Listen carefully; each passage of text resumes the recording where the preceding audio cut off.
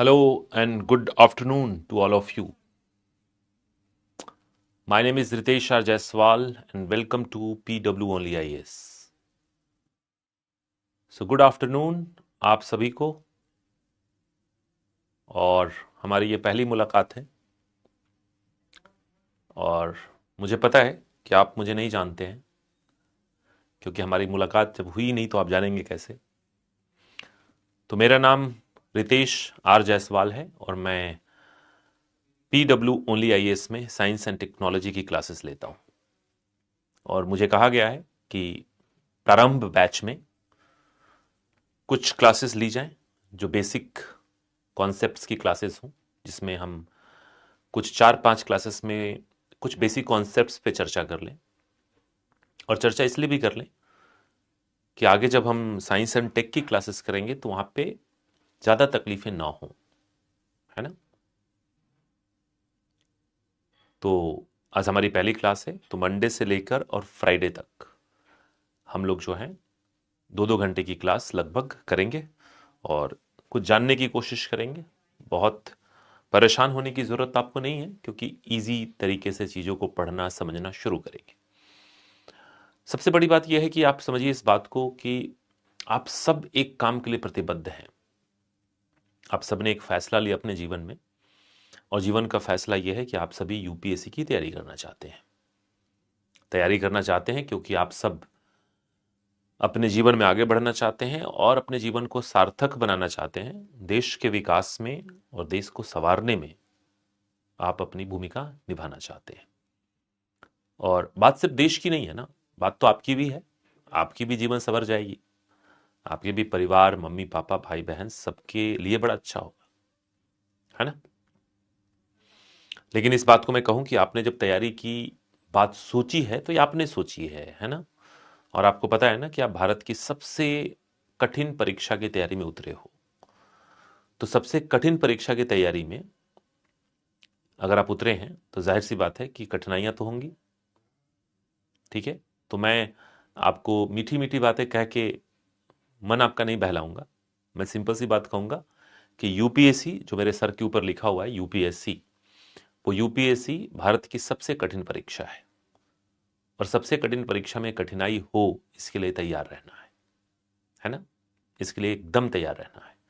बस ये जरूर है कि इस कठिनाई में मैं आपके साथ रहूंगा, मैं आपका साथ दूंगा और कोशिश करूंगा कि कठिनाइयों का स्तर ऐसा न ऊपर उठ जाए कि आप संभाल नहीं पाए, है ना। तो चलिए आगे बढ़ते हैं। प्रतीक्षा पूछ रही है, सर आपका नाम क्या है। मेरा नाम लिखा हुआ है प्रतीक्षा। जैसे मैंने कहा कि आप लोग मुझे नहीं जानते हैं, तो मैं अपना नाम बता देता हूं। 2-3 बार बता दूंगा, हर क्लास में बताऊंगा। चलो, जब जब मैं क्लास में आऊंगा तब तब मैं अपना नाम बता दूंगा, है ना। तो मेरा नाम लिखा है रितेश आर जायसवाल, ठीक है। तो हम बेसिकली बात करने वाले हैं कुछ साइंस के एनसीईआरटी से संबंधित कुछ पहलुओं पर, कुछ चुनिंदा टॉपिक्स पर, जिसके बारे में हम थोड़ी बहुत बातों को समझ लें, थोड़ा इंपॉर्टेंट एस्पेक्ट्स को समझ लें, राइट। और फिर उसके आगे हम बात करेंगे। बार बार लोग पूछ रहे हैं कि सर नोट्स बनाना है क्या। बिल्कुल बनाना है, नोट्स बनाना ही है। पहली बात कि मैं बोर्ड पे स्लाइड वगैरह नहीं दिखाता, मैं बोर्ड पे लिखूंगा। और जो मैं बोर्ड पे लिखूंगा आपको भी लिखना पड़ेगा, है ना। तो पहली बात कि बोर्ड पे लिखी गई सभी बातों को आप लिखेंगे अपनी कॉपी में, और जहां जरूरत पड़ेगी मैं डिक्टेट करूंगा। डिक्टेट करने का मतलब जैसे मैं लिखवाऊंगा। कारण है कि हम इस बात को क्यों माने कि हमारे ये बातचीत का माध्यम जो है वो डिजिटल है, तो सब कुछ डिजिटली ही हो, है ना। मैं आपके सामने ही तो हूं,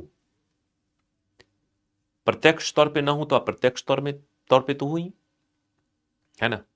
तो प्रत्यक्ष तौर पे नहीं हूं तो अप्रत्यक्ष तौर पे हूं तो सही।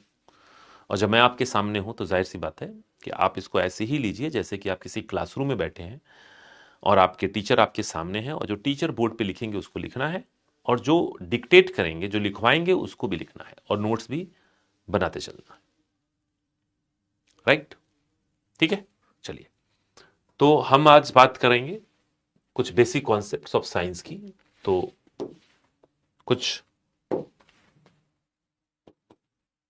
बेसिक कॉन्सेप्ट्स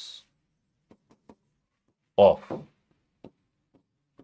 साइंस, टेक, है ना। कोई ऐसी टॉपिक नहीं, रैंडम टॉपिक कुछ हम पढ़ने वाले हैं जिसकी हम बात करेंगे, है ना। सबसे पहले जो शुरुआत हम करने वाले हैं, जिस टॉपिक से हम शुरुआत करेंगे, जाहिर सी बात है कि मैं बहुत ज़्यादा समय इसमें नहीं लूंगा, मैं सीधा बेसिक कॉन्सेप्ट पे आऊंगा। और बेसिक कॉन्सेप्ट में सबसे पहला एरिया जो हम लोग डिस्कस करने जा रहे हैं वो है बायोलॉजी। बायोलॉजी इंपॉर्टेंट है। अगर हम जनरल साइंस की बात करें, जैसे मान लीजिए अगर हम जनरल साइंस की बात करें, सामान्य विज्ञान की बात करें, तो सामान्य विज्ञान के अंदर तीन पहलू है ना, इसके तीन भाग हैं, है ना। पहला भाग है बायोलॉजी। बायोलॉजी आप सबको एनसीईआरटी की कोर्स मिली थी, आपने पढ़ा है। दूसरा भाग है फिजिक्स, और तीसरा जो भाग है वो है केमिस्ट्री।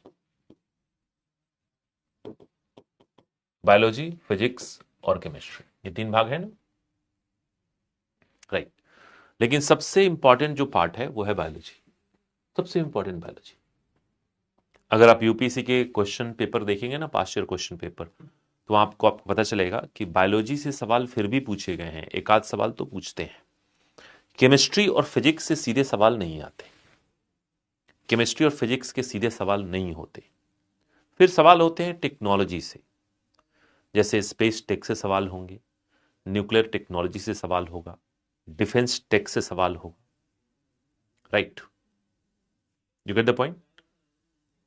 बायोलॉजी से फिर भी एक दो सवाल मिल जाएंगे नॉर्मली। प्रीलिम्स के अंदर आप देखेंगे, प्रीलिम्स के अंदर देखेंगे, अगर मैं यहां पे कुछ बताऊं आपको, तो अगर आप यूपीएससी प्रीलिम्स की बात करें, तो यूपीएससी प्रीलिम्स में साइंस एंड टेक्नोलॉजी के, साइंस एंड टेक के कितने सवाल होते हैं, तो 12 से लेके 15 सवाल, 12 से 15 सवाल, ठीक है। 2025 की बात करें, अगर हम इसी में 2025 प्रीलिम्स की बात करें, तो साइंस एंड टेक के कितने सवाल थे, 17 सवाल from science and technology, right. तो मैंने तो फिर भी 12 से 15 का ही रखा, राइट। तो 12 से 15 सवाल हमने रखे हैं, लेकिन हम 2025 की बात करें तो 17 क्वेश्चन वहां पे पूछे गए हैं, 17 क्वेश्चन, राइट। और अब मेरी आवाज आ रही है अब?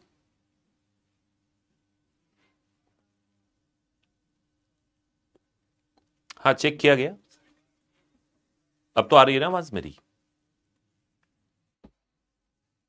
थोड़ी सी टेक्निकल इशू आ गई थी, इंटरनेट से रिलेटेड था, अब तो ठीक हो गया आई थिंक। प्लीज कंफर्म कर दीजिए कि आप तक मेरी आवाज और मैं पहुंच पा रहा हूं।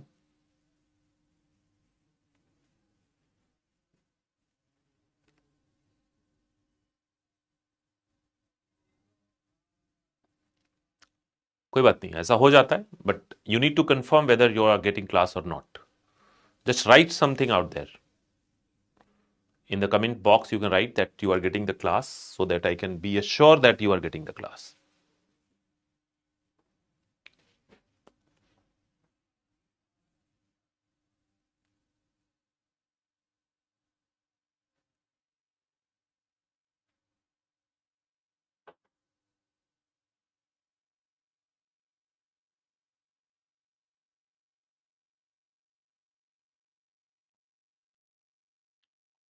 ओके, आई थिंक अब जा रही है क्लास। तो मैं वही कह रहा था आपको कि 12 से 15 सवाल एवरेज है, 17 सवाल भी हो सकते हैं, कभी 12 भी हो सकते हैं।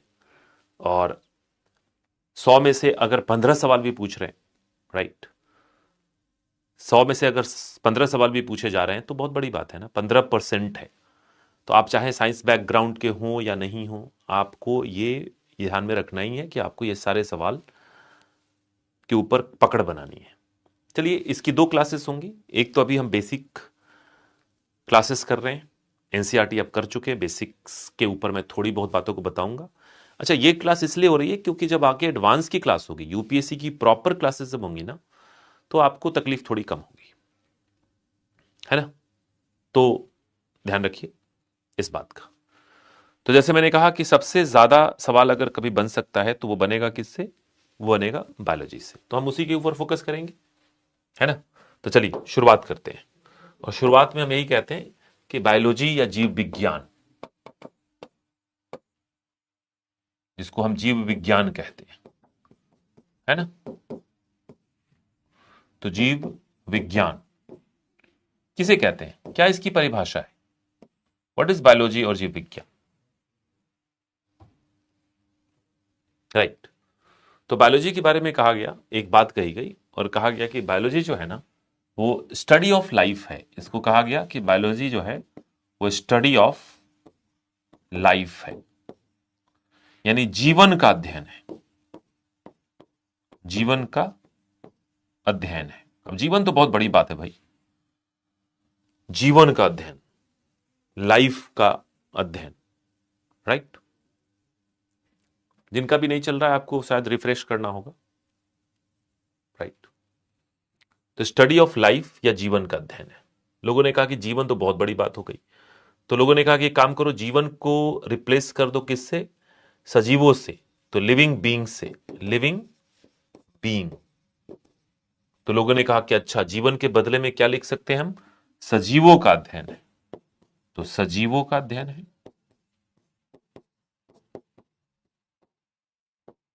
कोई दिक्कत तो नहीं है? आपने बचपन में तो पढ़ी है बातें कि जीव विज्ञान या बायोलॉजी सजीवों का अध्ययन है ना। तो जीवन का अध्ययन या सजीवों का अध्ययन, स्टडी ऑफ लाइफ और study of living being, study of living being.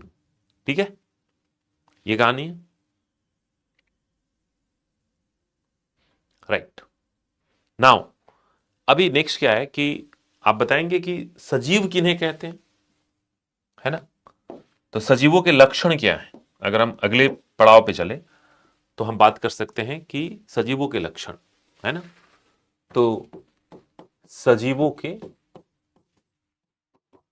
लक्षण, कैरेक्टरिस्टिक ऑफ लिविंग।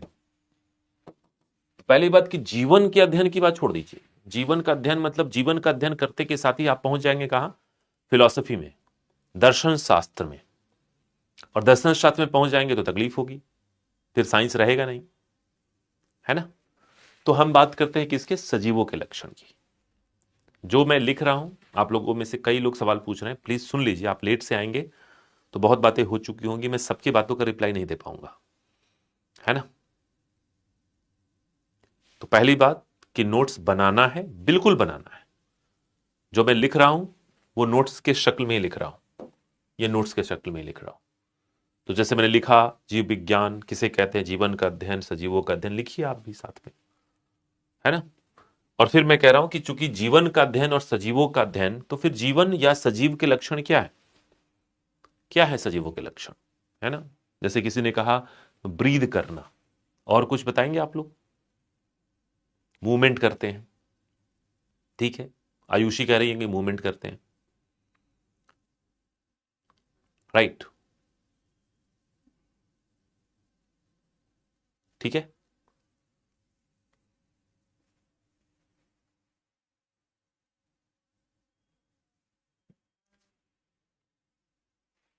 तो देखिए आप, सजीवों के लक्षण में सबसे पहला लक्षण जो हम मानेंगे वो है प्रजनन, प्रजनन, रिप्रोडक्शन, रिप्रोडक्शन।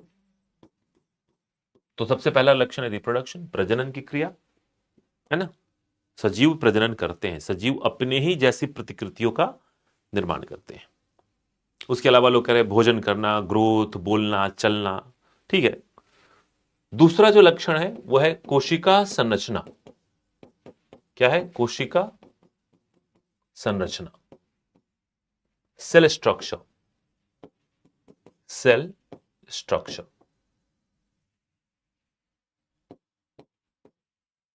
कोशिका की संरचना, सजीवों का दूसरा लक्षण है कोशिका। अगर कोशिका नहीं तो सजीव नहीं, क्योंकि कोशिका को हमने जीवन की आधारभूत इकाई मान रखा है, आपने क्लासेस में पढ़ रखी है, 9वीं 10वीं 7वीं 8वीं हर जगह लिखा है कि कोशिका है तभी जीवन है, नो सेल नो लाइफ। फिर कई लोग कह रहे हैं कि चलना, बोलना, खाना, पीना, उन सब को मिलाकर हम यहां पे एक तीसरी बात लिख सकते हैं। सबको अलग अलग क्यों लिखे? अब तो हम यूपीएससी की तैयारी पे आ गए हैं ना, तो इतनी छोटी छोटी बातों पे क्यों जाए? क्यों ना हम एक बड़ा शब्द लिख दें, और बड़ा शब्द है जैव रासायनिक क्रिया, या इसी को कहते हैं जैविक क्रियाएं, जैविक क्रिया, और इसी को इंग्लिश में कहते हैं मेटाबॉलिज्म। क्या कहते हैं इसको? मेटाबॉलिज्म।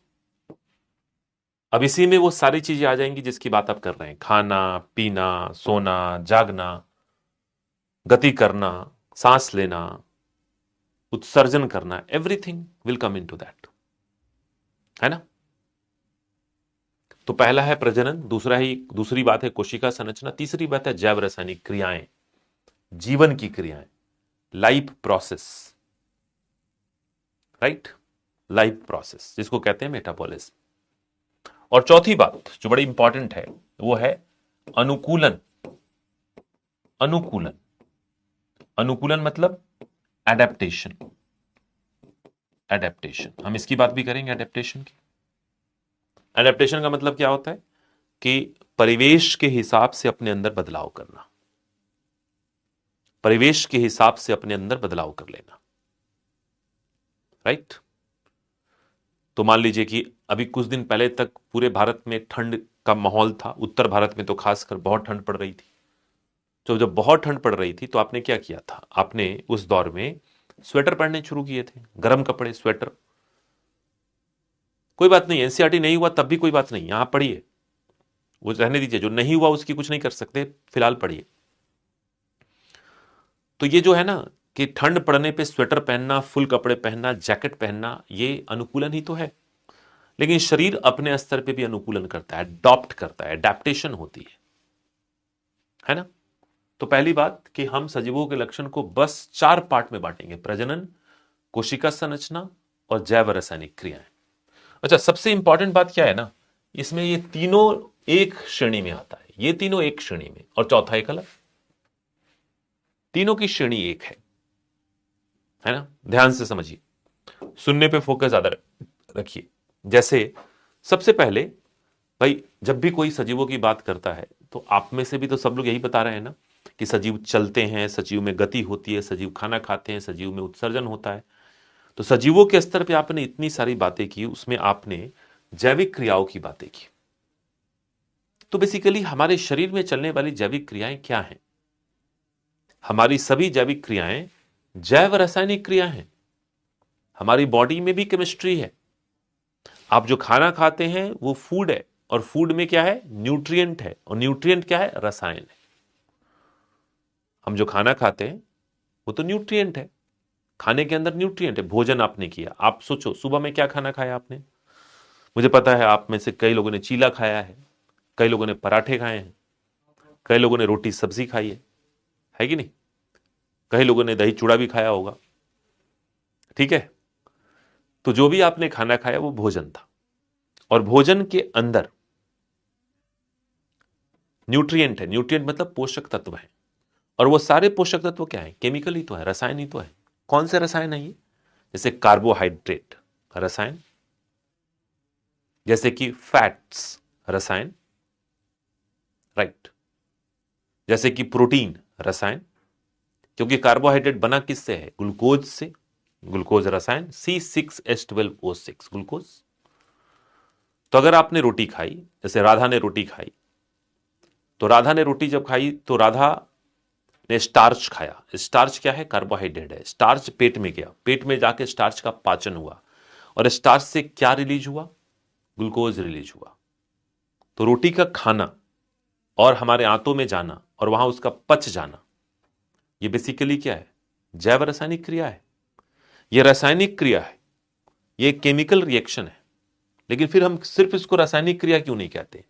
हम इसको जैव रासायनिक क्रिया क्यों कहते हैं? इसको जैव रासायनिक क्रिया इसलिए कहते हैं क्योंकि ये रासायनिक क्रिया हमारे जीवन के अंदर, हमारे शरीर के अंदर, हमारी जैविक संरचना के अंदर हो रहा है। तो ऐसी रासायनिक क्रियाओं को हम जैव रासायनिक क्रिया कहेंगे। अगर कोई रासायनिक क्रिया जैविक संरचना के अंतर्गत हो तो उसको जैव रासायनिक। और रसायन की क्रिया अगर किसी प्रयोगशाला में हो तो फिर उसको रासायनिक क्रिया। प्रोटीन जो आपने खाया, आपने दाल खाई, आपने दूध पिया, उसमें प्रोटीन की मात्रा है, और प्रोटीन की मात्रा है तो प्रोटीन पच जाएगा किसमें? पेट में जाएगा, प्रोटीन पचेगा, और प्रोटीन पचने के बाद क्या निकालेगा? Amino acid. अमाइनो एसिड क्या है? एसिड। एसिड क्या? रसायन। तो जिसको हम पाचन कह रहे थे, आप भी पाचन कह रहे थे, वो पाचन बेसिकली क्या है? वो तो रासायनिक अभिक्रिया है, और चूंकि शरीर में हो रहा है तो जैव रासायनिक अभिक्रिया है। और फिर देखो, आप सांस भी तो ले ही रहे हो ना, आप सब सांस ले रहे हो, मैं भी ले रहा हूं। तो आपने कहा, आप ही में से कई लोगों ने कहा कि ब्रीद करना, सांस लेना, राइट। तो ब्रीद करना या सांस लेना यह भी एक जैव रासायनिक अभिक्रिया ही है, क्योंकि सांस में हम लेते क्या है? सांस में हम लेते हैं हवा, नाक से हम हवा लेते हैं, लेकिन जब वो हवा फेफड़े तक पहुंचती है ना, तो फेफड़ा उसके अंदर से ऑक्सीजन को छानकर रक्त में पहुंचाता है। अब बताइए, हवा से जो रसायन उसने छानकर अलग किया, जो गैस अलग किया, जो तत्व अलग किया, वो ऑक्सीजन है ना? ऑक्सीजन। और वो ऑक्सीजन गया रक्त में, और रक्त के अंदर हीमोग्लोबिन है, आरबीसी हीमोग्लोबिन है।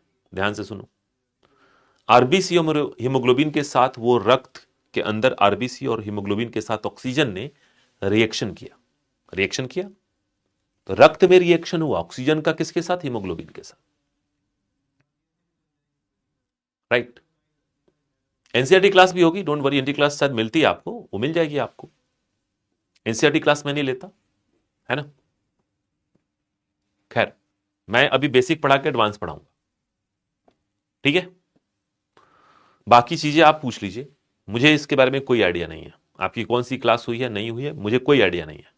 मुझे एक ही बात पता है कि मैं 5 क्लास बेसिक पढ़ाऊंगा, उसके बाद जब समय आएगा तो मैं एडवांस पढ़ाऊंगा। इसके न आगे न पीछे मुझे किसी बात की कोई जानकारी नहीं है, तो मैं किसी बात की जवाब दे ही नहीं सकता, है ना। एनसीईआरटी क्लास में नहीं पढ़ाता, वो कोई और पढ़ाएंगे, मैं एडवांस पढ़ाऊंगा। एडवांस पढ़ाने के लिए मैं बेसिक पढ़ा रहा हूं, ठीक है। तो ध्यान से जो पढ़ा रहा हूं पढ़िए पहले, है ना। तो आपने ऑक्सीजन फेफड़े से छानकर रक्त में पहुंचाया, और रक्त में पहुंचाने के बाद अब ये ऑक्सीजन हीमोग्लोबिन के साथ मिल गया, राइट। और हीमोग्लोबिन के साथ अगर मिल गया तो ऑक्सीहीमोग्लोबिन बनाए, ये भी रासायनिक अभिक्रिया है। और यही ऑक्सीजन कोशिका में ग्लूकोज के साथ मिलता है, राइट। यही ऑक्सीजन कोशिका में ग्लूकोज के साथ मिलता है और ग्लूकोज को तोड़ देता है, और जब ग्लूकोज टूटता है तो उसे ऊर्जा निकल आती है। आपको याद होगा, आपने कहीं पढ़ा जरूर होगा कि जो हमने, राधा ने जो रोटी खाई थी, उस रोटी से निकला C6H12O6, है ना। और हमने जो सांस के द्वारा ऑक्सीजन लिया था वो ये रहा, और ग्लूकोज और ऑक्सीजन जब मिला तो बनाया 6CO2 प्लस 6H2O। चलो बैलेंस छोड़ देते हैं, CO2 प्लस H2O और प्लस एनर्जी। क्या मिल गई आपको? एनर्जी। बताइए, ये जो मैंने लिखा, ये श्वसन की क्रिया है, ये कोशिका में होने वाली श्वसन की क्रिया है, जिससे हमारी कोशिका या हमारे शरीर को ऊर्जा की प्राप्ति होती है ना। इससे क्या मिलता है हमें? एनर्जी। और इसी को कहते हैं रेस्पिरेशन। क्या कहते हैं इसको? रेस्पिरेशन। इसको कहते हैं श्वसन। श्वसन क्या कहेंगे इसको? श्वसन। देखिए ध्यान से, तो ये ग्लूकोज ऑक्सीजन के हेल्प से टूटता है कार्बन डाइऑक्साइड और पानी में, साथ में एनर्जी निकलती है। बताइए, खाना खाया तो ग्लूकोज मिला, सांस ली तो ऑक्सीजन मिला, कोशिका के अंदर दोनों जाके मिला तो ग्लूकोज को टूट के एनर्जी निकाल लिया। ये सारी कहानी हो क्या रही है? ये है क्या? ये तो जैव रासायनिक अभिक्रिया है। और जैव रासायनिक अभिक्रिया कहां हो रही है? कोशिका में। ये कोशिका में हो रही है कि नहीं? और इससे क्या मिल रहा है? एनर्जी। एनर्जी मिल रहा है, ठीक है। क्लियर है? मैंने एक एग्जांपल दिया आपको, जस्ट एक एग्जांपल। एक और रिएक्शन की बात मैं करता हूं जो आपने बेसिक पढ़ रखा है, कहीं ना कहीं जरूर पढ़ा होगा। और देखिए, मैं दूसरा एक रिएक्शन लिखता हूं, उसको भी देखिए आप। CO2 plus H2O plus sunlight और क्लोरोफिल। क्लोरोफिल समझते हैं ना, पर्णहरित। तो बनाया C6H12O6 प्लस O2 बन गया। और इस अभिक्रिया को क्या कहते हैं? इसमें क्या मिला आपको? ग्लूकोज मिल गया। यहां पे एनर्जी मिल रही थी, यहां पे ग्लूकोज मिल गया। और ये वाली जो अभिक्रिया है इसको कहते हैं आप, ये वाली जो अभिक्रिया है इसको मैं ब्रैकेट में डाल रहा हूं, इसको कहते हैं आप प्रकाश संश्लेषण। प्रकाश संश्लेषण, प्रकाश संश्लेषण जानते हैं ना आप? Photosynthesis, photosynthesis, right. दो रिएक्शन हमने लिखे, ऐसे तो हजारों रिएक्शन है, राइट। हजारों रिएक्शन ऐसे ऐसे हजारों रिएक्शन हैं हमारे बॉडी, हमने दो ही लिखे, राइट। क्लियर है? तो ग्लूकोज प्लस ऑक्सीजन, ये ग्लूकोज है और मिला क्या? ऊर्जा, एनर्जी। और इधर देखो कार्बन डाइऑक्साइड और पानी को प्रकाश संश्लेषण की क्रिया में प्लांट ने, हरे पेड़ पौधों ने बदल दिया किसमें? ग्लूकोज में, और साथ में ऑक्सीजन मुक्त किया। मैंने दो एग्जाम्पल लिखे, राइट। पहले एग्जाम्पल में ऊर्जा की प्राप्ति हो रही है। पहले एग्जाम्पल में देखो क्या मिल रहा है आपको? पहले एग्जाम्पल में क्या मिला? ऊर्जा। दूसरे एग्जाम्पल में क्या मिला? ग्लूकोज। ग्लूकोज क्या है? ग्लूकोज तो पदार्थ है। क्या है ये? पदार्थ। पदार्थ समझते हैं, मैटर। और ये दोनों मिला के क्या है? ये दोनों मिला के क्या है? जैव रासायनिक अभिक्रिया है। प्लांट में प्रकाश संश्लेषण, हम में श्वसन, हम में प्रोटीन संश्लेषण भी होता है, हम में वसा संश्लेषण भी होता है। संश्लेषण का मतलब बनना। जब भी संश्लेषण शब्द का इस्तेमाल होगा, बनना। जैसे कोई व्यक्ति कहे कि हमारे शरीर में प्रोटीन संश्लेषण की क्रिया चल रही है, तो उसका मतलब क्या है? कि हमारे शरीर में प्रोटीन बन रहा है। क्या बन रहा है? प्रोटीन बन रहा है ना? तो प्रोटीन संश्लेषण का मतलब है प्रोटीन का बनना। वसा संश्लेषण का मतलब क्या है? वसा का बनना। क्लियर है? तो जैसी क्रियाएं होंगी उसी तरह से संश्लेषण होगा, राइट। ठीक है? तो पहली बात यह समझो कि इस दुनिया में, पूरी दुनिया में रासायनिक अभिक्रियाएं जैसी भी हों, रसायन की अभिक्रियाएं दो प्रकार की होती हैं। एक जिसमें कोई चीज टूटता है, टूटने की क्रिया, देखो जैसे ग्लूकोज टूट रहा है, और टूटने की क्रिया से क्या होती है? ऊर्जा की प्राप्ति होती है, राइट। टूटने की क्रिया से क्या होता है? ऊर्जा की प्राप्ति होती है। और दूसरा होता है बनने की क्रिया। बनने की क्रिया से पदार्थ की प्राप्ति होती है ना? अब रसायन में, केमिस्ट्री में हम दो बातें पढ़ते हैं।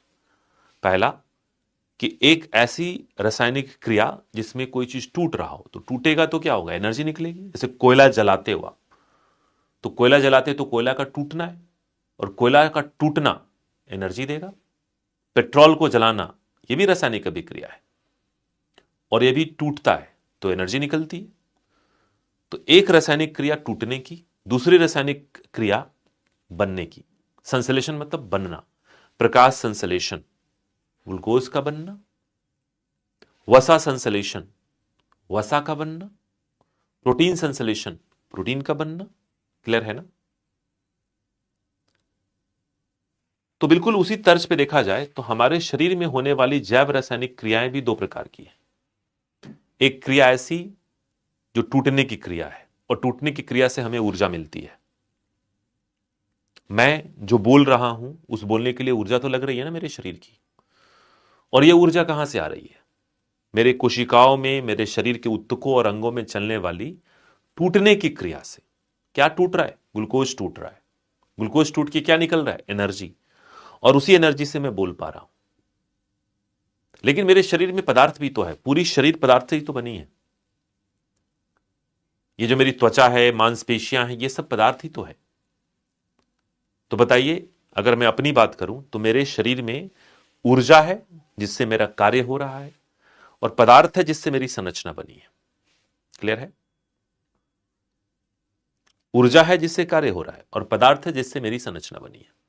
अच्छा, शरीर की संरचना किससे बनी है? पदार्थ से।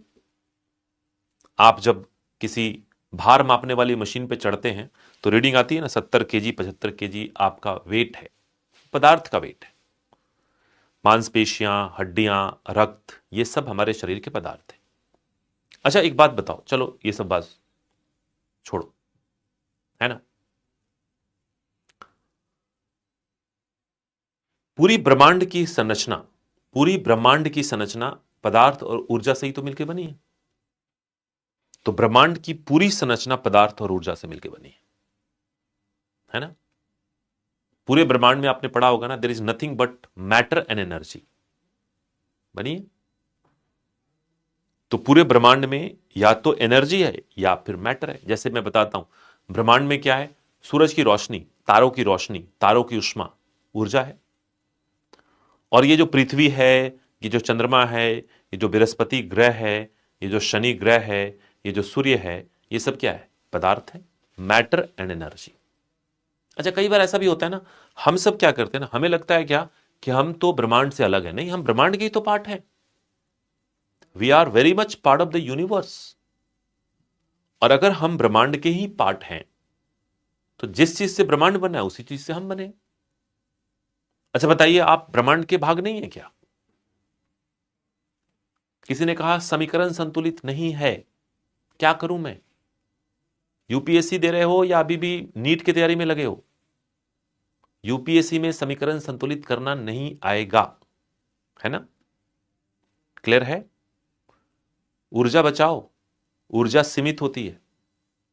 और रही बात समीकरण को संतुलित करने की, तो लो कर दिया, हो गया संतुलित, मन को शांति मिल गई, है ना।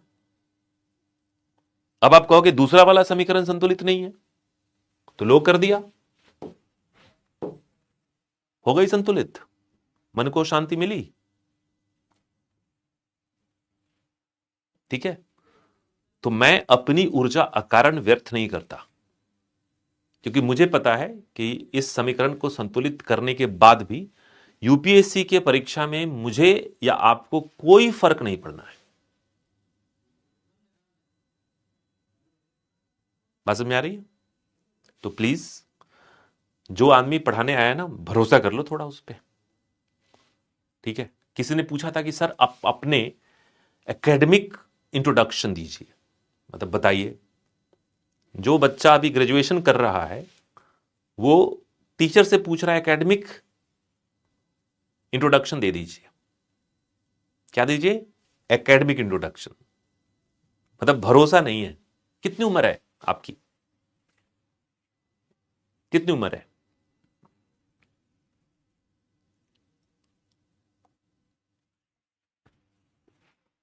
एवरेज एज क्या है? कोई एक दो लोग बता दो, कोई भी लिख दो। 19 साल। किसी ने कहा 19 साल। 17 18 19।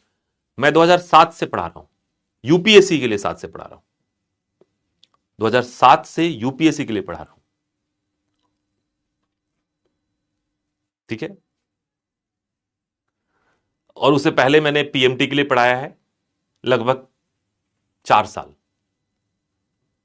तो 2003 से मैं पढ़ा रहा हूं। तो बस इतना काफी होना चाहिए आपके लिए, है ना। बस आपकी उम्र से ज्यादा टाइम से पढ़ा रहा हूं, इतना ही समझ लो। ठीक है, और रही बात एकेडमिक, एकेडमिक एकेडमिक तो देखिए भाई, मैं कुछ नहीं बताऊंगा। एकेडमिक, ये मेरा नाम है रितेश आर जायसवाल, और आपके पास इंटरनेट है, पीडब्ल्यू का ऐप है, गूगल भी है, राइट। तो बाकी काम अब खुद कर लो, सब मैं ही बताऊंगा। मैं सब्जेक्ट बारे में बताऊंगा तभी तो अच्छा है ना। मैं अपने बारे में आके बताऊं, इसमें कौन सी बड़ी बात है।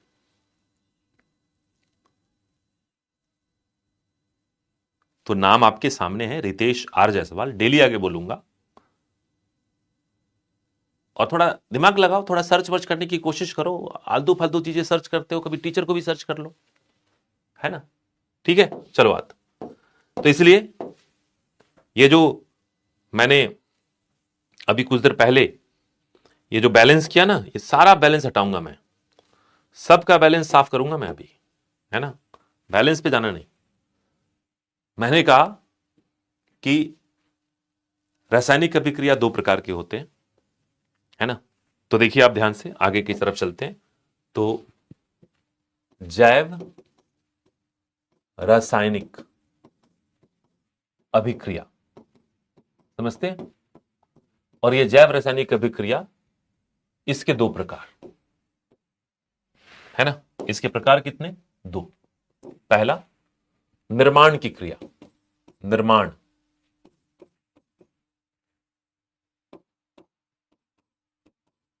निर्माण की क्रिया, कंस्ट्रक्टिव रिएक्शन। तो कंस्ट्रक्शन, कंस्ट्रक्टिव, और दूसरा विघटन की क्रिया, विघटन, विघटन की क्रिया, है ना, जो होता है डिस्ट्रक्टिव, डिस्ट्रक्टिव, राइट। निर्माण की क्रिया, विघटन की क्रिया दो प्रकार के होते हैं। निर्माण की क्रिया से किसकी प्राप्ति होती है? पदार्थ की प्राप्ति, पदार्थ की प्राप्ति। और विघटन की क्रिया से क्या प्राप्त होता है?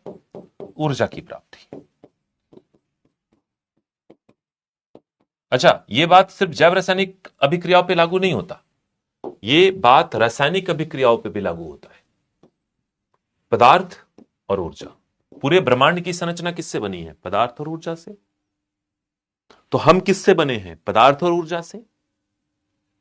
और हम बेसिकली कोशिकाओं से बने हैं, है ना। हम बेसिकली कोशिकाओं से बने हैं, ठीक है। तो हमारी कोशिकाएं किससे से बनी हैं? पदार्थ और ऊर्जा से। तो सोचो, हमारी पूरी शरीर पदार्थ और ऊर्जा से बनी है, और उसी शरीर में जैव रासायनिक क्रियाएं चलती हैं, जिससे और पदार्थ और ऊर्जा बनता है। सवाल यह है, इस बात को समझने की कोशिश कीजिए कि ये जो जैव रासायनिक अभिक्रियाएं हमारे शरीर में चलती हैं, वो कहां चलती हैं? वो किधर है? वेयर? वो कहां चल रही है ना। तो देखिए, अगर मैं आप सबको ये कह दूं, अगर मैं आप सबको कह दूं कि काम करो, आप सब, राधिका, आर्यन, शशि, सकाही, है ना, आकाश, आप सबको मैं कह दूं कि आप सब एक एक रासायनिक अभिक्रिया करिए। किसी को ए रासायनिक अभिक्रिया दे दूं, किसी को बी दे दूं, किसी को सी दे दूं, किसी को डी दे दूं, सबके लिए अलग अलग रासायनिक अभिक्रिया का एक हिसाब किताब दे दूं, है ना। तो क्या करोगे आप? जैसे ही आपको असाइनमेंट मिल गया कि सर ने कहा है कि सबके अलग अलग रासायनिक अभिक्रियाएं करनी है, तो आप क्या ढूंढोगे? अगला क्या ढूंढोगे आप? प्रयोगशाला। आप कहोगे कि जल्दी चलो, प्रयोगशाला चलना है। क्यों? क्योंकि सर ने एक रासायनिक अभिक्रिया दिया है, हमें करना है। और प्रयोगशाला में जाके क्या ढूंढोगे? उपकरण, उपकरण ढूंढेंगे। और फिर उस उपकरण में कोई व्यक्ति ढूंढेगा टेस्ट ट्यूब, कोई व्यक्ति को चाहिए होगा फ्लास्क, किसी को चाहिए होगा बीकर, किसी को चाहिए होगा डिश, और अलग अलग उपकरणों में वो अलग अलग रासायनिक अभिक्रियाओं को कराएगा। आप होंगे सभी एक ही लैब में, आप एक ही लैब में होंगे, लेकिन अलग अलग कोने में, अलग अलग टेबल पर, अलग अलग उपकरणों के साथ आप अपना अपना काम करेंगे। ऐसा तो नहीं होगा ना कि सब ने डिसाइड किया प्रारंभ बैच का कि अरे चलो, सर ने रासायनिक अभिक्रिया करने के लिए दिया है, एक ड्राम ले लेते हैं। ड्राम, नीला वाला ड्राम देखा है ना आपने, ब्लू ड्राम, है ना। तो ब्लू वाला ड्राम ले लेते हैं, और उस ब्लू ड्राम में हम क्या करेंगे? सब अपने अपने रसायन को डाल देंगे एक ही साथ। 1000 बच्चों ने सारे रसायन इसी में डाल दिए, है ना। तनिषा ने भी, पायल ने भी, प्रियंका ने भी, रूपा ने भी, राधिका ने भी, सबने इसी में डाल दी। तो बताओ, रासायनिक अभिक्रिया होगी या विस्फोट होगा? क्या होगा बताइए? रासायनिक अभिक्रिया होगी या विस्फोट होगा? अलग अलग करें तो रासायनिक अभिक्रिया, और सब एक ही में डाल दें तो विस्फोट। होगा कि नहीं होगा बताओ? तो बिल्कुल वही तर्ज है। हमारे शरीर में 5000 प्रकार के, हमारे शरीर में 5000 प्रकार के रासायनिक अभिक्रियाएं चलती हैं, जिसमें से कुछ निर्माण की क्रिया है जिससे पदार्थ बनते हैं, जैसे प्रोटीन बनता है, वसा बनता है, और कुछ विघटन की क्रिया है जिससे ऊर्जा की प्राप्ति होती है। लेकिन ये 5000 अभिक्रियाएं एक साथ एक ही जगह थोड़ी चलेंगी। इसके लिए चाहिए एक लैब। लैब मतलब एक व्यवस्था, और उसी व्यवस्था का नाम है कोशिका। उसी व्यवस्था का नाम है कोशिका। कोशिका का नाम सुना है ना आपने, सेल। तो कोशिका एक ऐसी व्यवस्था है जहां पे हमारे शरीर के अंदर चलने वाली सभी जैव रासायनिक अभिक्रियाएं संपादित होती हैं, चलती हैं, क्योंकि कोशिका में अलग अलग अलग अलग कंपार्टमेंट्स हैं। कोशिका के अंदर अलग अलग कोशिकांग है, कोशिका के अंग हैं। किसी में कुछ और चल रहा है, किसी में कुछ और चल रहा है। शरीर में अलग अलग प्रकार की कोशिकाएं भी हैं। लीवर की कोशिकाएं अलग हैं, किडनी की कोशिकाएं अलग हैं, और एक कोशिका में भी अलग अलग कक्ष बने हैं, ताकि जैव रासायनिक अभिक्रिया हर एक कोशिका में और कोशिका के हर एक भाग में अलग अलग चले। जैसे मैं दिखाता हूं आपको, डोंट वरी, ध्यान से समझिए, सुनिए, बहुत अच्छा लगेगा। अगर बहुत ज्यादा एक्टिव रहेंगे चैट पे तो बिल्कुल अच्छा नहीं लगेगा आपको। तो देखिए आप, सेल स्ट्रक्चर, एक कोशिका की संरचना मैं आपको दिखा देता हूं। ये देखिए एक कोशिका की संरचना है, बहुत बढ़िया सुंदर कोशिका। अभी आपसे पहले वाली क्लास में भी मैंने इसको दिखाया था। एक मानव की कोशिका है, देख रहे हैं आप? बस देखना है, बहुत ज्यादा लिखने उखने की जरूरत नहीं है। अभी जो बोर्ड पे मैं लिख रहा हूं वो जरूर लिखना है, मैं दिखा रहा हूं वो तो कोई बात नहीं।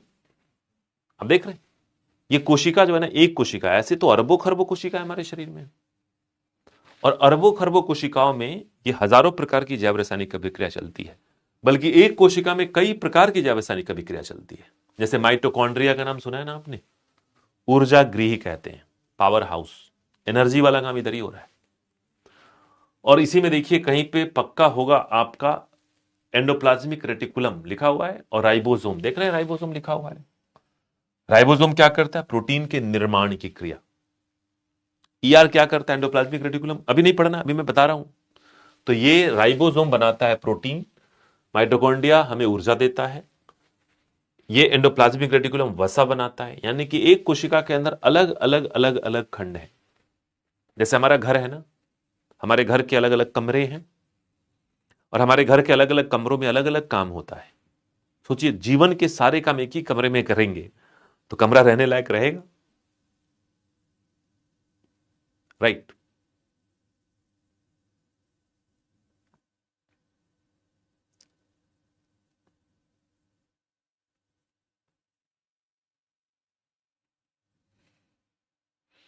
तो जैसे कमरे में एक है बेडरूम, जहां पे हम सोते हैं, आराम करते हैं। ड्राइंग रूम, जहां पे हम फैमिली के साथ बैठते हैं, खाना वाना खाते हैं, और फिर जो है टीवी वगैरह देखते हैं। फिर एक वॉशरूम जिसमें हम नहाते हैं, कुछ अपनी साफ सफाई करते हैं। फिर एक किचन जहां पे हम खाना बनाते हैं। फिर घर का एक कोना होता है जहां पे बिजली के मीटर वीटर लगे होते हैं, वो बिजली का एरिया है ना? तो ऐसे करके घर के अलग भी, घर के अंदर भी अलग अलग कंपार्टमेंट है, और उस जगह अलग अलग कार्य होते हैं, और उस अलग अलग कार्य के कारण हम सारा काम ठीक से कर पाते हैं, करते हैं ना? सेम कंडीशन यहां भी, सेम व्यवस्था इधर भी है। तो सोचिए, ये सारी जैव रासायनिक अभिक्रियाएं कहां होती हैं? कोशिकाओं में। देखिए वापस आइए, तो ये सभी जैव रासायनिक अभिक्रिया कहां होती है? कोशिका संरचना में। अब बात समझ में आ रही है कि शरीर के लिए कोशिका संरचना क्यों जरूरी है? इसलिए क्योंकि कोशिका वह सेटअप है, वह लैब है जिसमें अलग अलग प्रकार की जैव रासायनिक अभिक्रियाएं होंगी। और ध्यान दीजिएगा, ये अलग अलग प्रकार के जैव रासायनिक अभिक्रिया से क्या मिलेगा आपको? क्या मिलने वाला है? इस अलग अलग प्रकार के जैव रासायनिक अभिक्रियाओं से आपको मिलने वाला है या तो पदार्थ, नहीं तो ऊर्जा। और यह पदार्थ और ऊर्जा किस में जमा होगा? कोशिका संरचना में। अच्छा, कोशिका किस चीज से बनी है? कोशिका भी तो पदार्थ और ऊर्जा से ही मिलकर बनी है। तो सोचिए, एक कोशिका है और कोशिका खुद बना हुआ है किससे? पदार्थ और ऊर्जा से। और उस कोशिका में जैव रासायनिक क्रियाओं के पश्चात बहुत सारे पदार्थ और बहुत सारी ऊर्जा का मान और बढ़ गया। तो कोशिका खुद बना है पदार्थ ऊर्जा से, उसी कोशिका में चल रही है जैव रासायनिक क्रियाएं, जिसके चलते कोशिका में पदार्थ ऊर्जा की मान बढ़ गई। तो कोशिका कहेगा कि भाई इतना पदार्थ, इतनी ऊर्जा, एक काम करो, विभाजित हो जाओ। यानी एक कोशिका दो कोशिकाओं में बदल जाएगी, दो कोशिका चार में बदल जाएगी। और जैसे ही विभाजन हुआ, उसी को कहते हैं रिप्रोडक्शन। कोशिकाओं के विभाजन को ही आप प्रजनन कहते हैं। क्योंकि प्रजनन की क्रिया में क्या होता है? स्पर्म और ओवम मिलते हैं, जाइगोट बनता है। शुक्राणु अंडाणु मिलते हैं, तो शुक्राणु कैसे बनेगा? कोशिका विभाजन से। अंडाणु कैसे बनेंगे? कोशिका विभाजन से। हम सबका जन्म हुआ जब पापा के शुक्राणु मम्मी के अंडाणु मिले। और ये कैसे हुआ? कोशिका विभाजन से तो हुआ।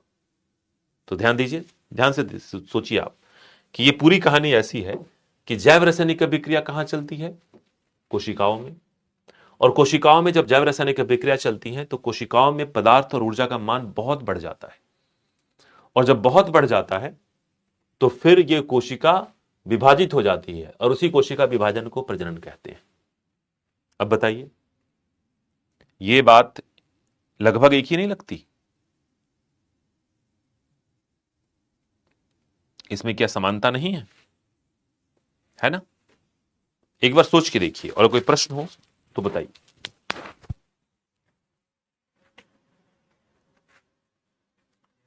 एक ब्लैक कॉफी दे दो।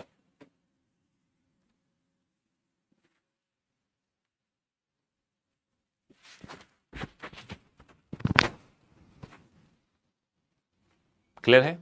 बहुत समझना है, बात को समझने की कोशिश करनी है। लिख लीजिए, जो मैं लिख रहा हूं बोर्ड पे लिखिए, बहुत लिखने के ऊपर मत जाइए। अब आइए, ये तीन बात समझ गए कि तीनों लिंक्ड हैं। जीवन के अंदर चलने वाली जैव रासायनिक क्रियाएं, मेटाबॉलिज्म के लिए कोशिका जरूरी है। और जब किसी कोशिका में जैव रासायनिक क्रियाएं होंगी तो कोशिका में पदार्थ और ऊर्जा की मात्रा बढ़ जाएगी।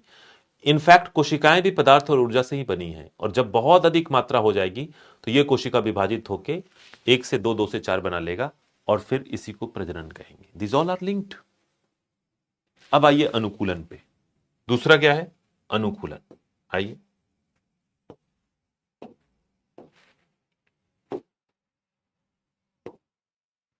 यानी कि चौथा पॉइंट हमारा है एक अनुकूलन। अनुकूलन, अडेप्टेशन। अडेप्टेशन, अनुकूलन और अडेप्टेशन। अच्छा, अनुकूलन दो प्रकार के होते हैं। अनुकूलन का मतलब क्या था? परिवेश के हिसाब से बदल जाना, परिवेश के अनुसार परिवर्तन, है ना? तो अभी क्या हुआ? यह है परिवेश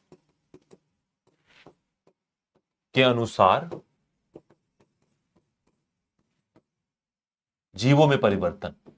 जीवों में परिवर्तन, परिवेश के अनुसार जीवों में परिवर्तन। और ये दो प्रकार के हो सकते हैं। There can be of two types.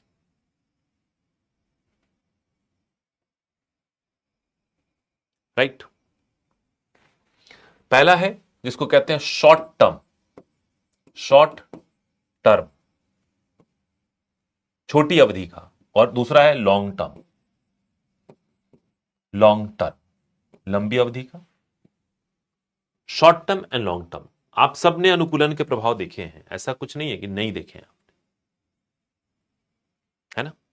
Short term and long term. गिरगिट छोड़ दो अनुभव, हम अपने ऊपर देखते हैं ताकि समझ पे आए आपको।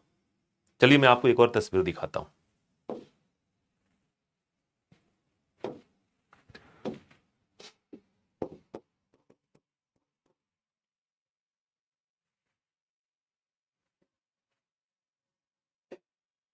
एक और तस्वीर दिखाता हूं आपको, है ना? तो टैनिंग,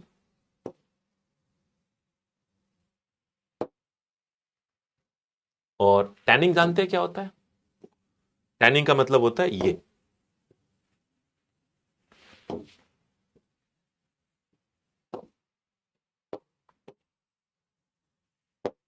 देखिए, आप इस महिला की तस्वीर देख रहे हैं, ये टैनिंग।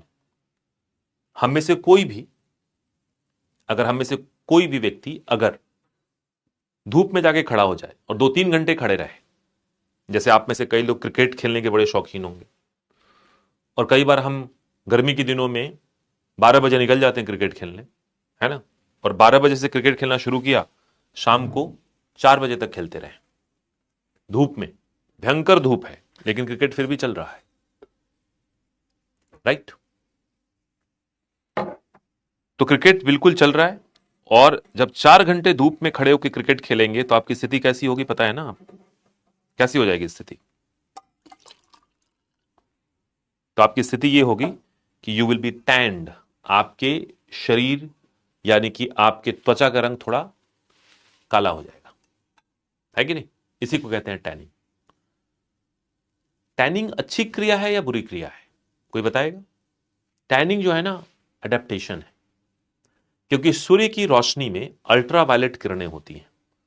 सूर्य की रोशनी जितनी प्रबल होंगी, अल्ट्रावायलेट किरणें उतनी ही ज्यादा होंगी, और अल्ट्रावायलेट किरणें, पराबैंगनी किरणें त्वचा को नुकसान पहुंचाती हैं। अगर बहुत देर तक और लगातार पड़े तो उससे कैंसर तक होने की संभावना होती है।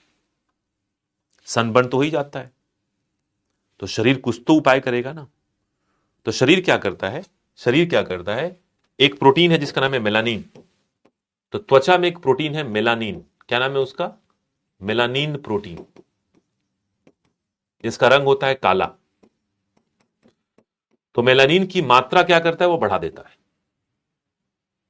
त्वचा में मेलानिन की मात्रा बढ़ जाएगी, और त्वचा में जैसे ही मेलानिन की मात्रा बढ़ जाएगी तो अल्ट्रावायलेट किरणों का प्रभाव अब जो होगा वो कम होगा, और त्वचा को रक्षा मिलेगी।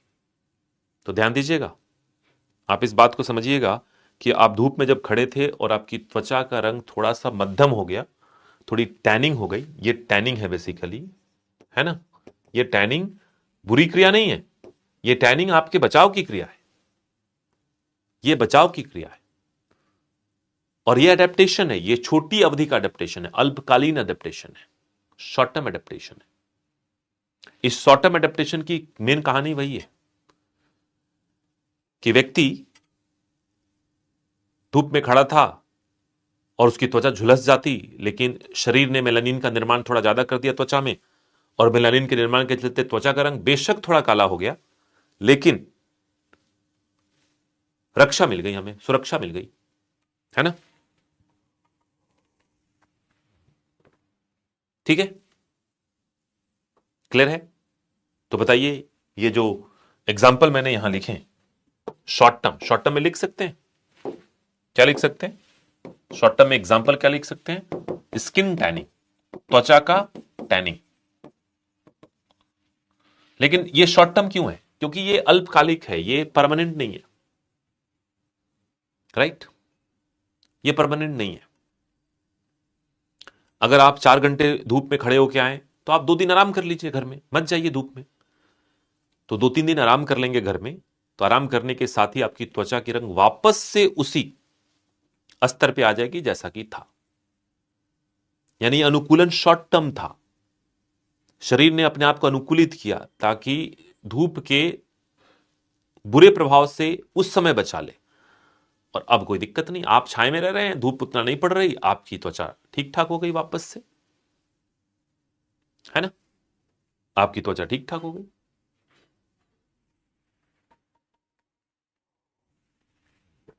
अब इसी को लॉन्ग टर्म में देखते हैं। लॉन्ग टर्म को कहते हैं एवोल्यूशन।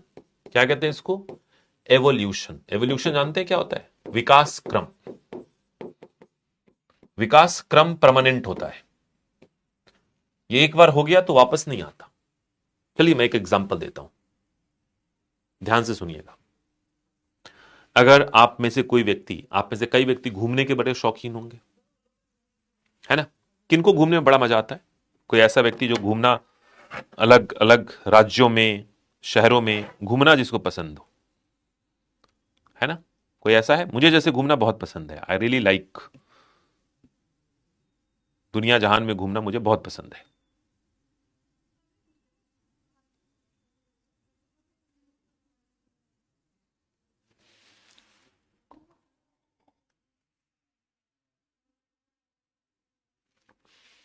है ना। हिंदी में भी लिखा हुआ है, लॉन्ग टर्म का क्या है, सब जगह हिंदी लिखा हुआ है, कहां हिंदी नहीं है। स्किन टैनिंग, त्वचा का काला पड़ना, इतना तो लिखो।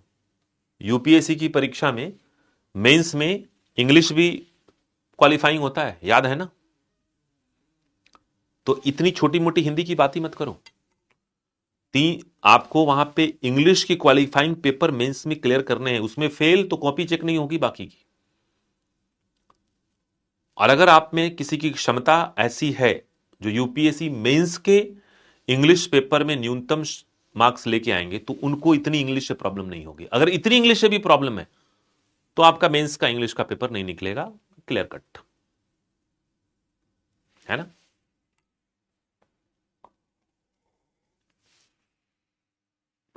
ठीक है, साइंस पढ़ रहे हो आप, इतनी हिंदी में बोल रहा हूं, इतनी हिंदी, ज्यादा शुद्ध हिंदी बोल दिया समझ में नहीं आएगा।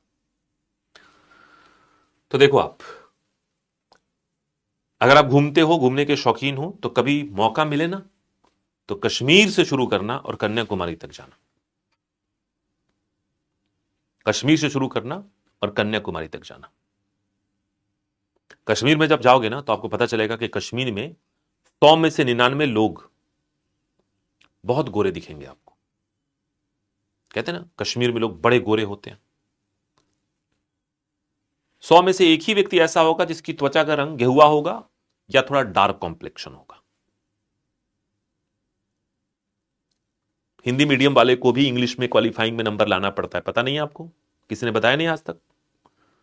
माध्यम चाहे जो हो, तमिल हो, हिंदी हो, तेलुगु हो, मेंस के भाषा के पेपर में इंग्लिश में न्यूनतम नंबर लाके पास करना जरूरी होता है। अगर उसमें फेल हो गए तो आपकी मेंस की बाकी कॉपी चेक नहीं होगी, आप वहीं फेल हो गए। ठीक है, तो ये मत कहिए कि हिंदी मीडियम है। हिंदी मीडियम है इसलिए मैं हिंदी में बोल रहा हूं, राइट। इंग्लिश मीडियम, अभी इससे पहले टाइटन बैच था जो इंग्लिश मीडियम का था, इंग्लिश बोल रहा था। हिंदी मीडियम है, हिंदी बोलूंगा, लेकिन क्वालिफाइंग तो है ही ना, कंपल्सरी पेपर है, उसमें पास करना नितांत जरूरी है, उससे पार नहीं पा सकते। 300 में से 75 नंबर लाना ही है, बिल्कुल सही। ठीक है, तो कश्मीर में लोग 99 में से 100 में से 99 लोग गोरे, एक व्यक्ति कभी मिल गया थोड़ा मध्यम रंग का तो बात अलग है।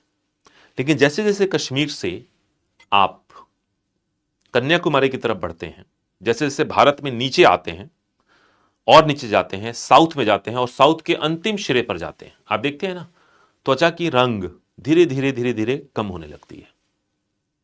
जैसे कश्मीर में देखो तो खूब गोरे, कश्मीर से थोड़ा नीचे उतरो तो उत्तराखंड, फिर उसके अलावा शिमला, पंजाब, ठीक ठाक गोरे लोग लेकिन मध्यम रंग के भी लोग।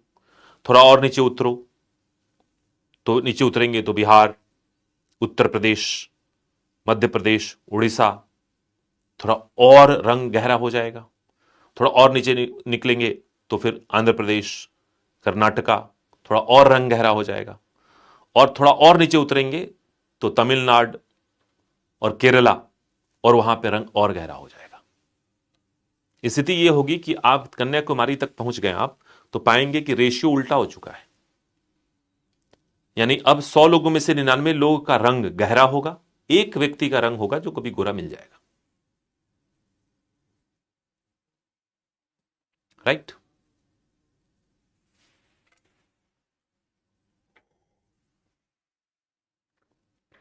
ठीक है, ऐसा क्यों, ऐसा क्यों है? ऐसा इसलिए है क्योंकि सारा लेना देना, यानी कि हमारे कश्मीर के भाइयों का रंग गोरा और कन्याकुमारी के भाइयों का रंग गहरा इसलिए है क्योंकि कश्मीर काफी ऊपर है, कर्क रेखा से ऊपर है, सूर्य की रोशनी वहां प्रबल नहीं होती, सूर्य की रोशनी में यूवी रेस का मान कम होता है। जबकि आपने ज्योग्राफी में पढ़ा होगा बेसिक में कि विषुवत रेखा पे सूर्य की रोशनी लंबवत पड़ती है, विषुवत रेखा पर सूर्य की रोशनी बहुत तेज पड़ती है। कन्याकुमारी जो है ना विषुवत रेखा के बिल्कुल करीब है, राइट।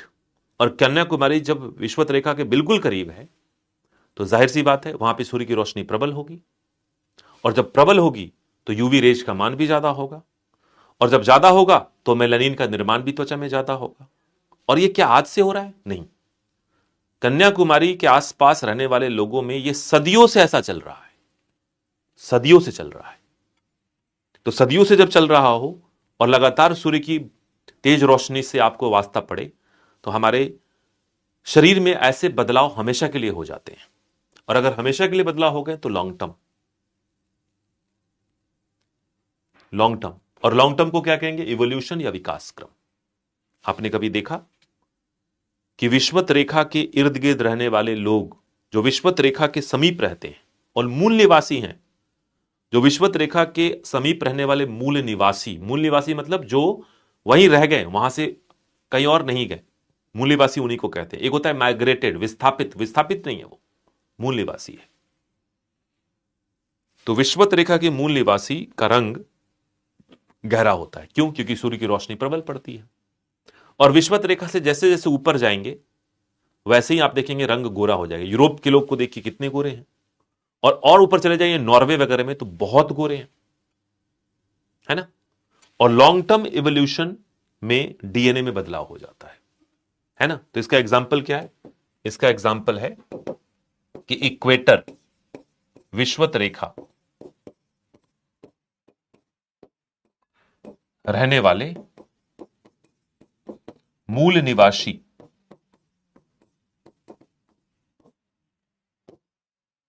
का रंग गहरा होता है ना। अब बताइए ये वाले बदलाव कितने शानदार हैं,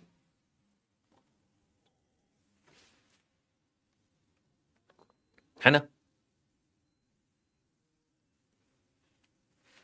जैसे मैं आपको दिखाऊं, आप यहां देखिए,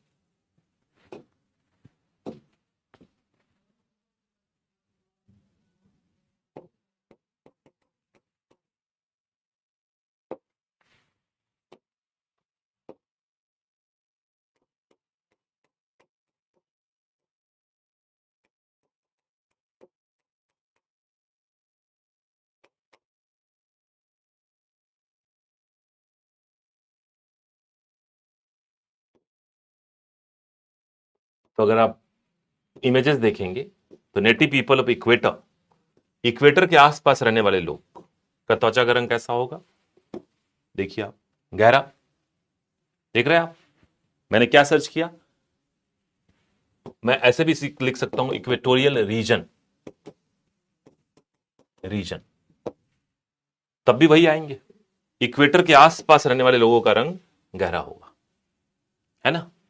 और इंडिजिनस पीपल, वहां रहने वाले, और जैसे जैसे आप ऊपर की तरफ बढ़ेंगे त्वचा का रंग गोरा होगा। क्यों? क्योंकि पृथ्वी की अगर सरफेस देखें तो इक्वेटर पर सूर्य की रोशनी सीधी आती है और तीव्र आती है, जबकि पृथ्वी गोल है तो ऊपर जाते जाते सूर्य की रोशनी तिरछी आती है और उसका इंटेंसिटी कम हो जाता है। ज्योग्राफी का बेसिक कॉन्सेप्ट है, ठीक है। तो ये कहानी किसकी है? ये कहानी है आपकी अनुकूलन की। तो कुल मिला के अब तक हमने एक ही चीज पढ़ी कि सजीवों, देखिए पढ़ना नहीं है, ये हम पढ़ाई नहीं कर रहे हैं, कॉन्सेप्ट बिल्डिंग है, ये कॉन्सेप्ट बिल्डिंग है ना। तो अनुकूलन दो प्रकार के, एक शॉर्ट टर्म और एक लंबी अवधि में, जिसको कहते हैं विकास क्रम या इवोल्यूशन, ठीक है। जो विकास क्रम वाला मामला है ना, ये जो है ये डीएनए में अंकित हो जाता है। तो यहां पे एक और पॉइंट लिखेंगे, यह डीएनए में अंकित हो जाता है।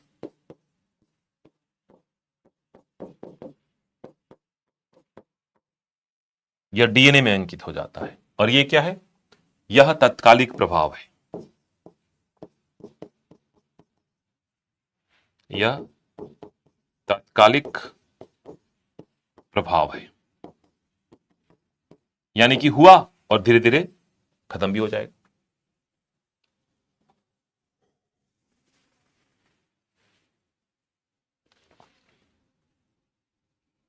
कोई दिक्कत?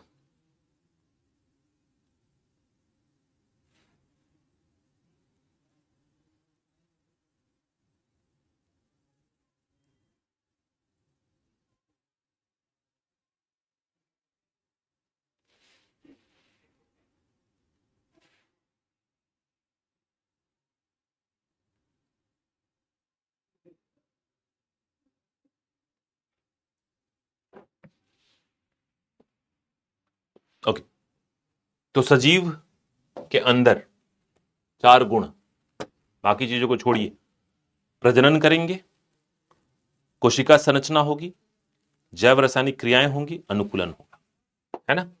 लेकिन एक बड़ा ही दिलचस्प मामला है जिसको हम अभी देखने वाले हैं, और वो है कि एक ऐसी जैविक संरचना है जिसको हम कहते हैं कि सजीव और निर्जीव के बीच की कड़ी है।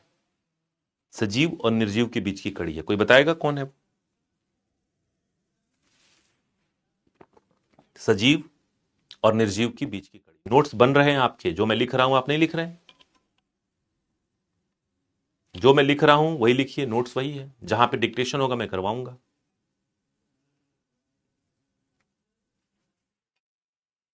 तो देखिए आप यहां पे अब जो बारी बात आएगी वो होगी किसकी बात? वायरस की। वायरस का नाम सुना है?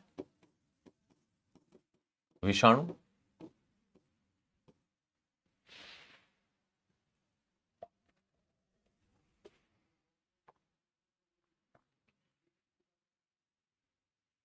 वायरस या विषाणु।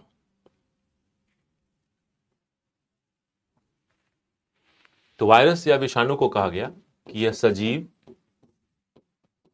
एवं निर्जीव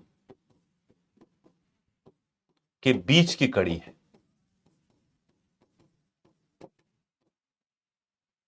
ना। इसको कहा गया कि connecting link between living and non living, है ना। तो connecting link between living and non living.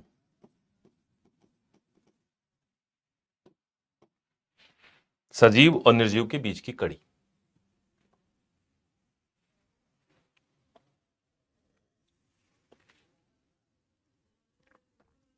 है ना।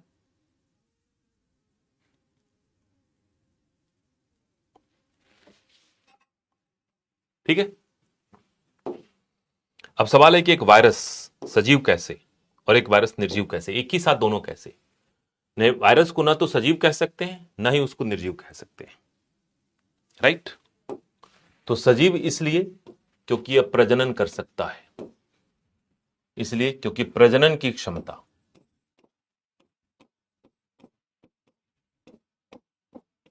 They can reproduce, they can undergo reproduction.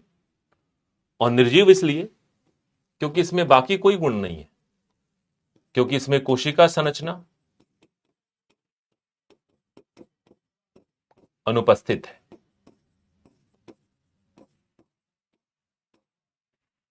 और साथ ही साथ इसमें देखिए जैव रासायनिक क्रिया या जैविक क्रिया भी अनुपस्थित है। तो ना तो इसके अंदर कोई कोशिका संरचना, न ही इसके अंदर जैविक क्रिया। तो कोशिका न हो तो फिर ये क्या है?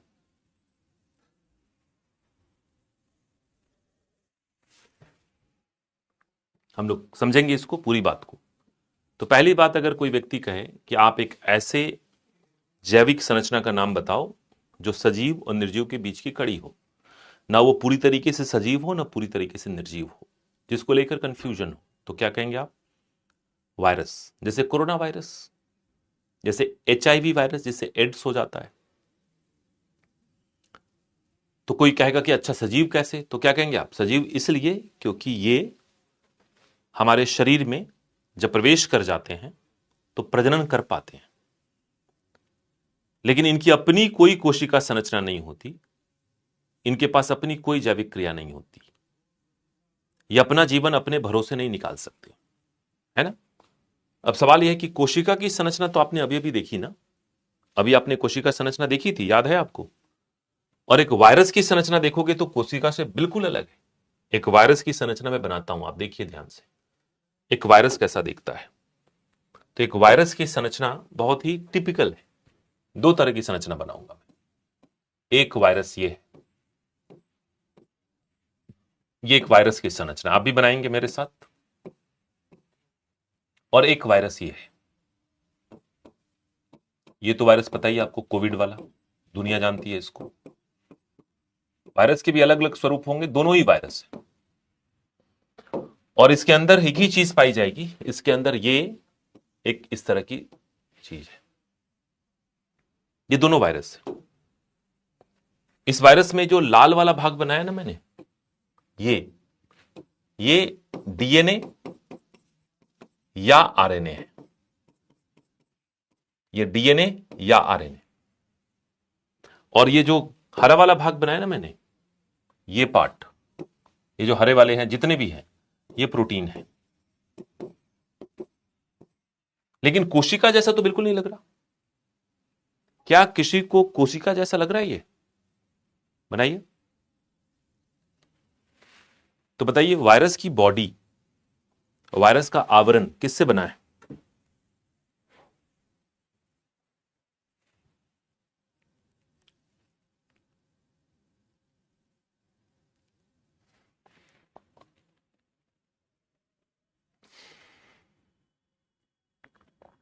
तो एक बात तो देख के ही तय हो गई। आप सीधा देखिए, कई बार आप देख के भी समझ सकते हैं, और आपने देख के ही कह दिया कि अच्छा, इसका मतलब यह है कि वायरस की संरचना जो है वो कोशिका से तो बिल्कुल नहीं मिलती। तो जो मैंने लिखा वहां पे कि कोशिका संरचना अनुपस्थित, उसका तो सबूत आपने देख लिया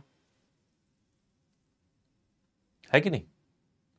और अगर मैं अब कहूं कि एक वायरस की संरचना किस चीज से बनी है, तो आप कहेंगे कि इसका बाहर का आवरण प्रोटीन का है, और अंदर में जो चीजें हैं उसमें या तो डीएनए होगा, नहीं तो आरएनए होगा। दोनों में से कोई एक, डीएनए या आरएनए, दोनों एक साथ नहीं होंगे। Either it will have DNA और इट विल हैव आरएनए।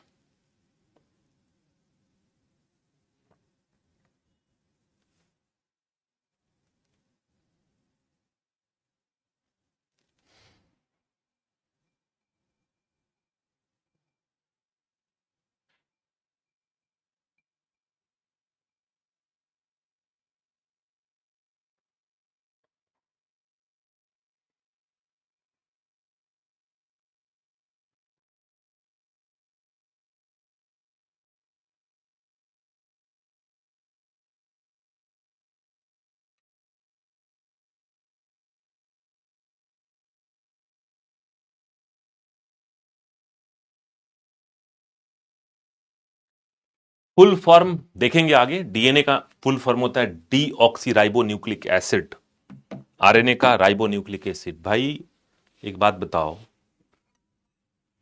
कोई ऐसा व्यक्ति बैठा है क्या, बच्चा बैठा है क्या, जो 9वीं 10वीं पास नहीं किया हो? ऐसा कोई है जो 9वीं 10वीं पास नहीं किया हो? 8वीं 8वीं का बच्चा तो नहीं बैठ गए हैं लोग?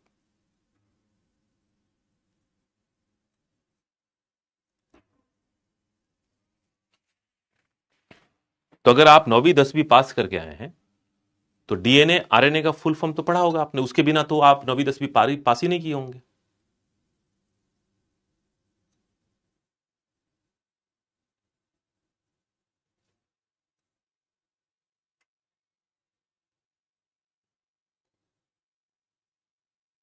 तो कृपया सवाल पूछने के पहले अपने अंदर भी झांके, है ना।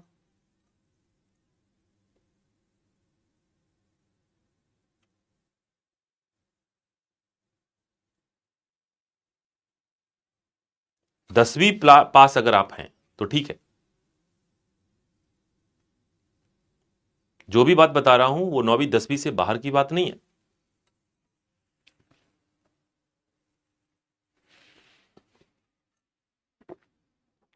और आगे मैं बताऊंगा, डोंट वरी।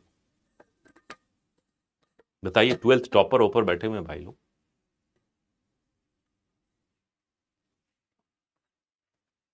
किसी व्यक्ति का प्रश्न है कि किसी व्यक्ति में कोशिका विभाजन नहीं होगी तो रिप्रोडक्शन नहीं होगा, रिप्रोडक्शन नहीं होगा तो कोशिका विभाजन नहीं होगा। भाई कोशिका विभाजन सिर्फ रिप्रोडक्शन के लिए थोड़े होता है, घाव भरने के लिए भी कोशिका विभाजन नहीं होना चाहिए। होगा? क्यों नहीं होगा? चलिए, तो एक बात तो क्लियर हो गई कि कोशिका संरचना नहीं। और आपको याद होगा ना कि जैव रासायनिक क्रिया के लिए कोशिका संरचना, तो जब कोशिका संरचना नहीं तो जैव रासायनिक क्रिया कहां? नो सेल ने नो मेटाबॉलिज्म। जब कोशिका संरचना ही नहीं तो जैव रासायनिक क्रिया भी नहीं, है कि नहीं।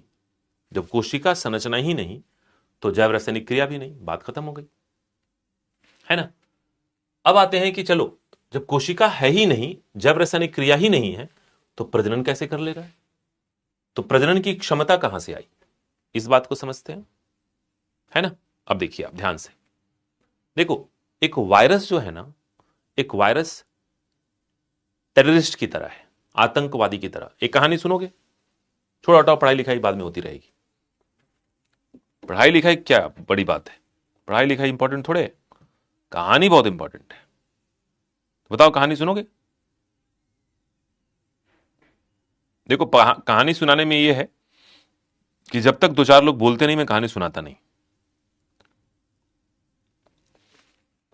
जब तक मिन्नतें नहीं करोगे ना कि सर प्लीज एक सुना दो।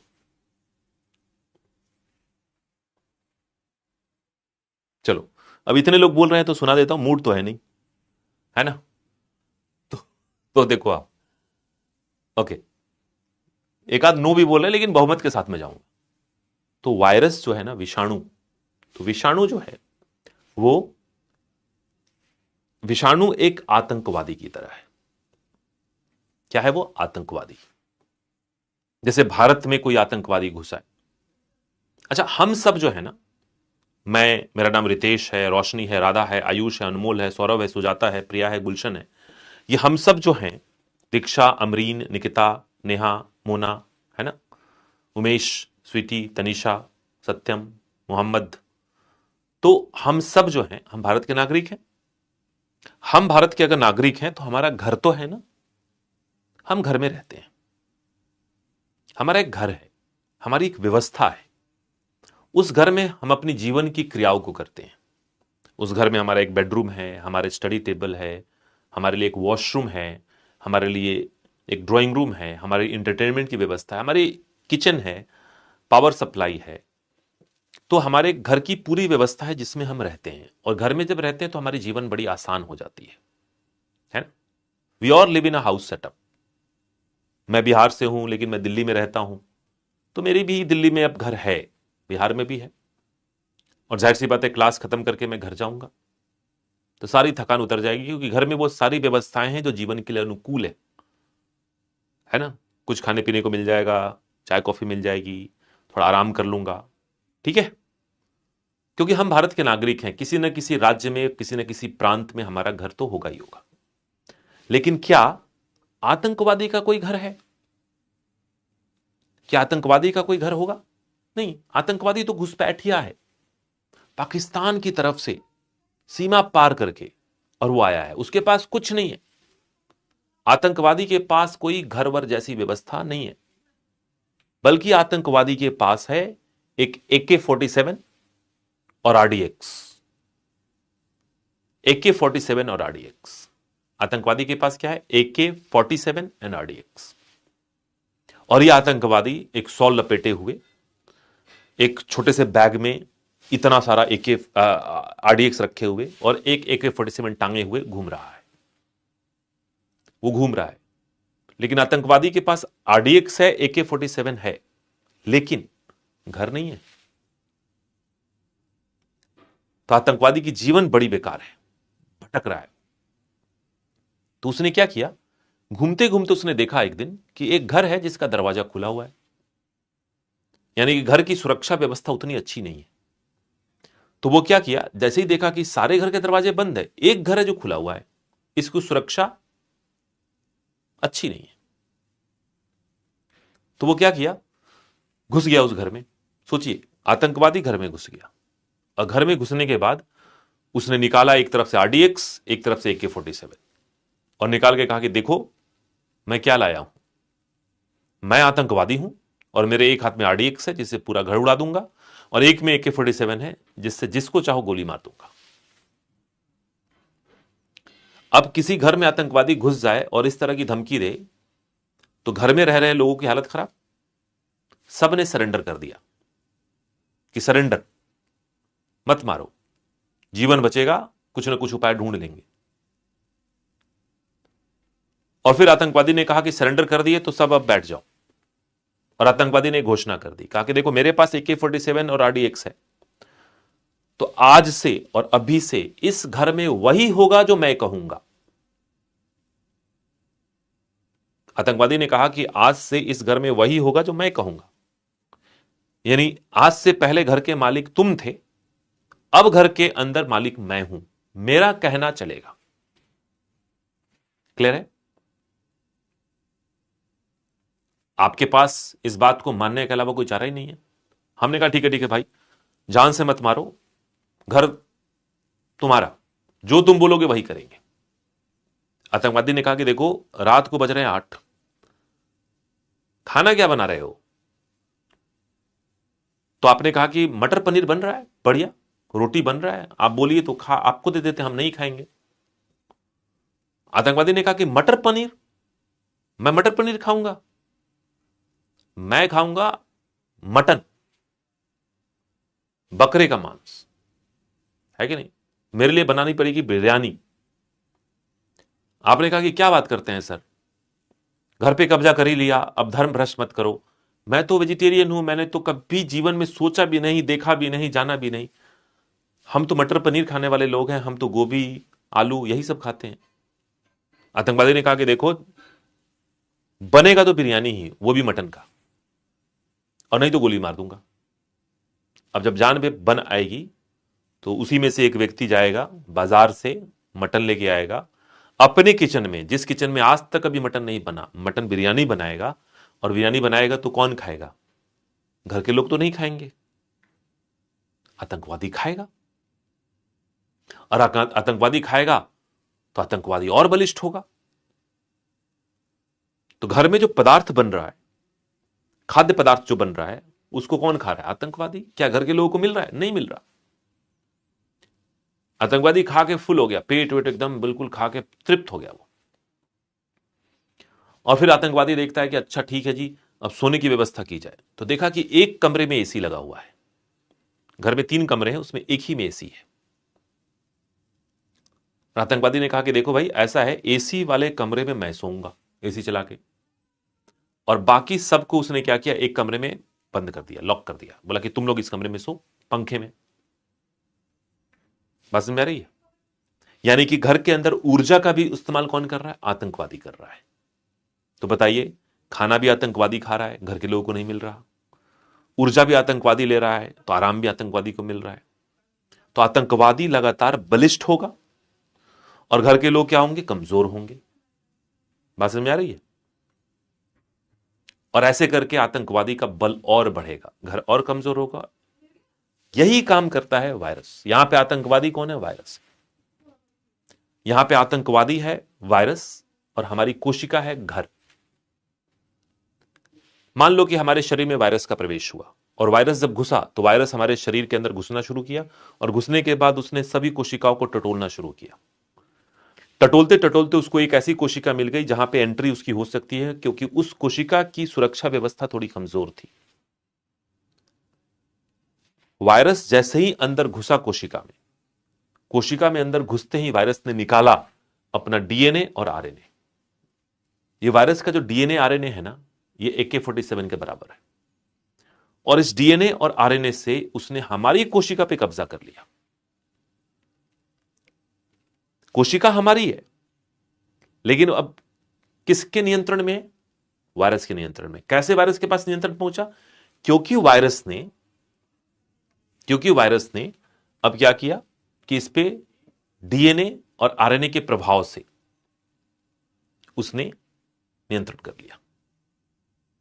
तो क्या हमारे पास डीएनए आरएनए नहीं है? है हमारे पास भी डीएनए आरएनए, लेकिन हमारा डीएनए आरएनए उतना मजबूत नहीं है।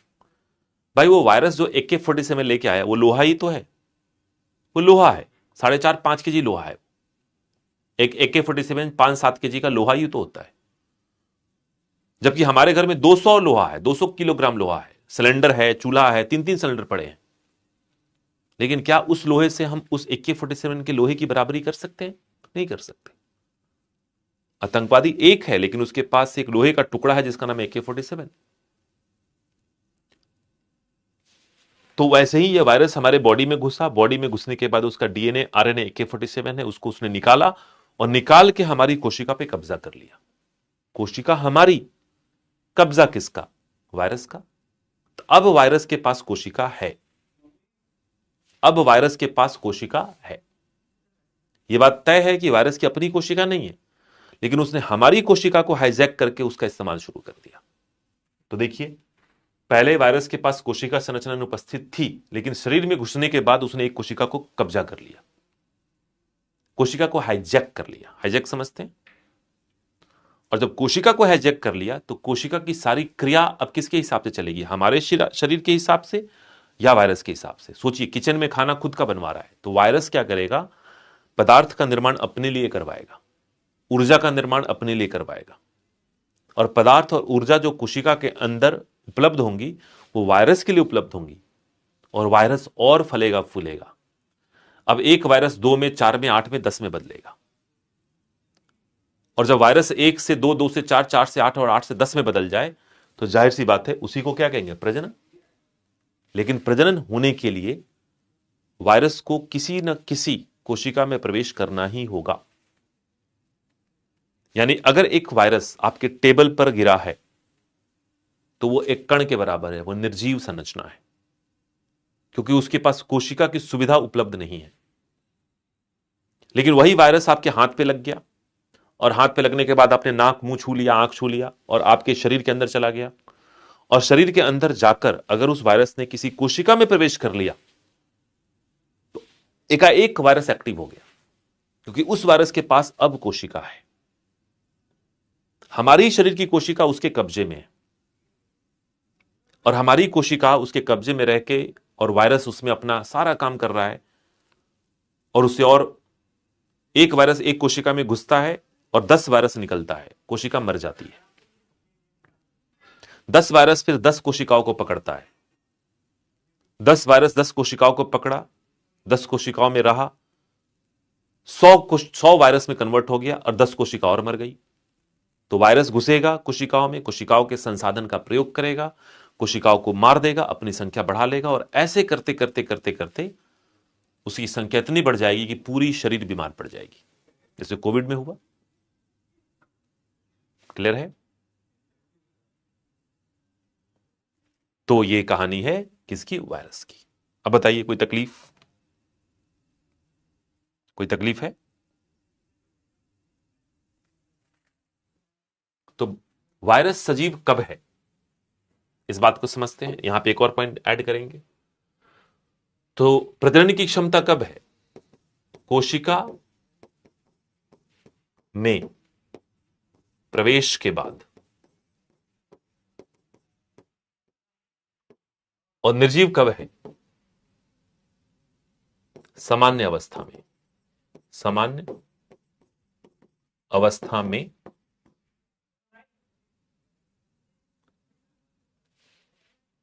कोशिका के बाहर।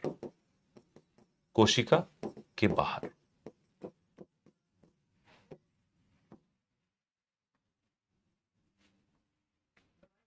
ठीक है?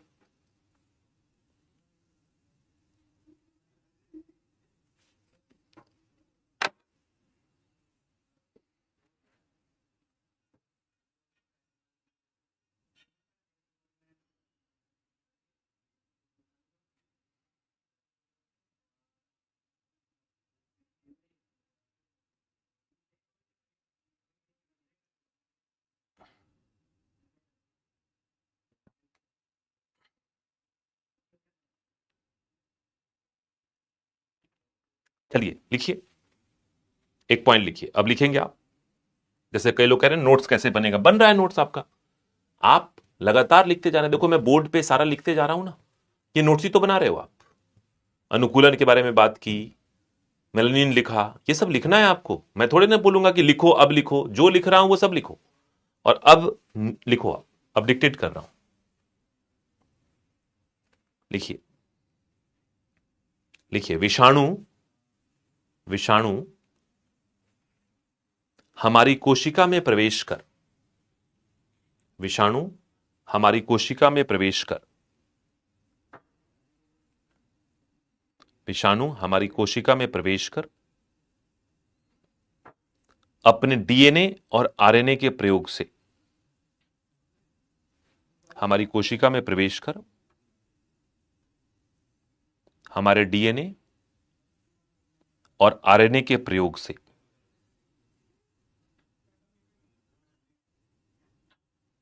हमारे डीएनए और आरएनए के प्रयोग से हमारी कोशिका संरचना पर नियंत्रण प्राप्त कर लेता है। नियंत्रण प्राप्त कर लेता है।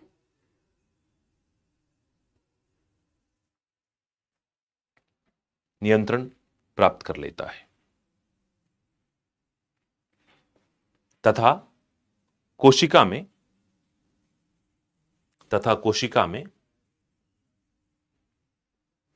अपनी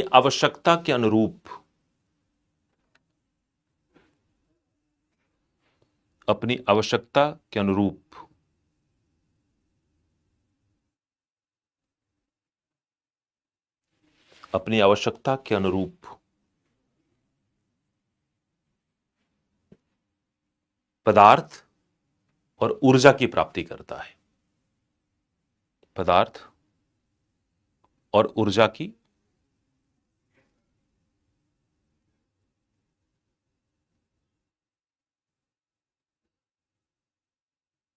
प्राप्ति करता है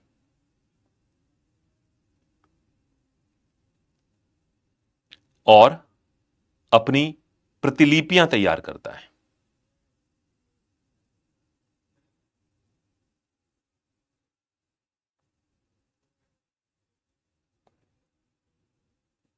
और अपनी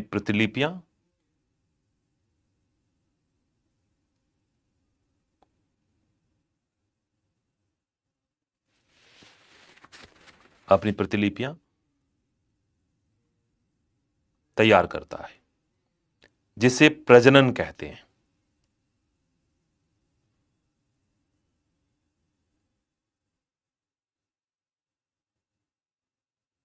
जिसे प्रजनन कहते हैं। क्या कहेंगे उसे? प्रजनन। आप समझे? तो इसलिए मैंने कहा कि विषाणु अगर शरीर से बाहर, कोशिका से बाहर है, तो फिर क्या है?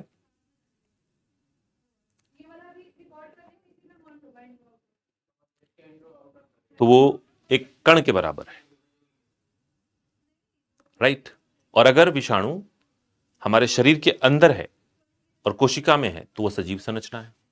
चलिए आगे लिखते हैं, आगे समझते हैं विषाणु के प्रकार। एक पॉइंट और समझते हैं। तो वायरस जब पढ़ रहे हैं तो वायरस को समझ लेते हैं। विषाणु के प्रकार, टाइप्स ऑफ वायरस, है ना? तो एक तो वायरस का आपको पता ही है, प्रतिलिपियां का मतलब कॉपी। प्रतिलिपि मतलब कॉपी, अपने जैसी प्रतिकृतियां, है ना? तो विषाणु के प्रकार में सबसे पहला है, फर्स्ट है, जो ए है संक्रमण।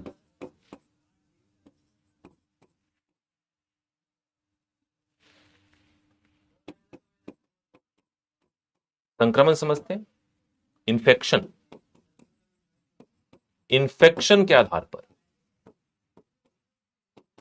कि किसको यह संक्रमित करता है, विषाणु किसको संक्रमित करता है।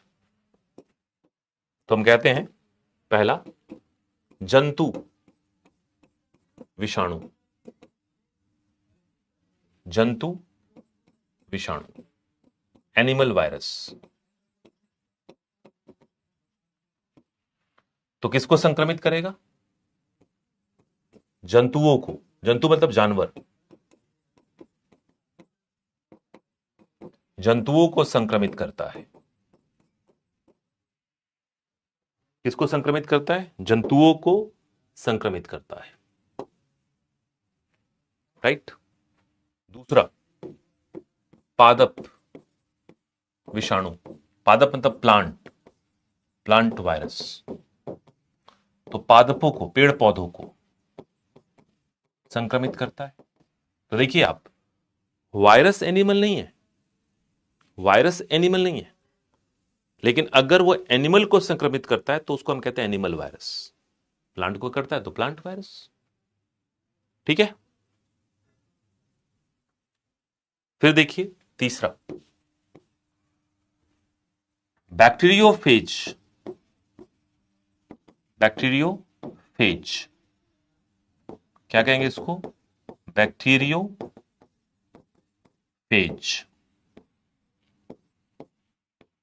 किसको संक्रमित करेगा? जीवाणु। जीवाणु को इंग्लिश में क्या कहते हैं? बैक्टीरिया को संक्रमित करता है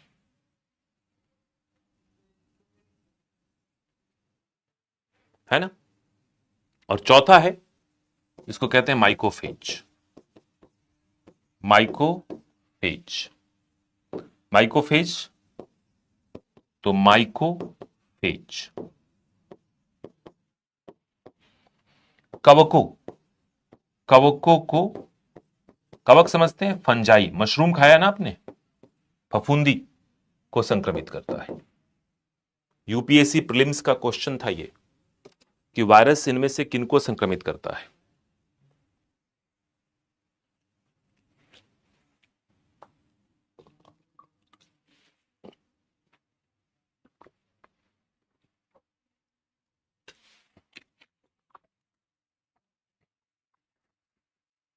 लिखिए, मैं 1 मिनट में आता हूं।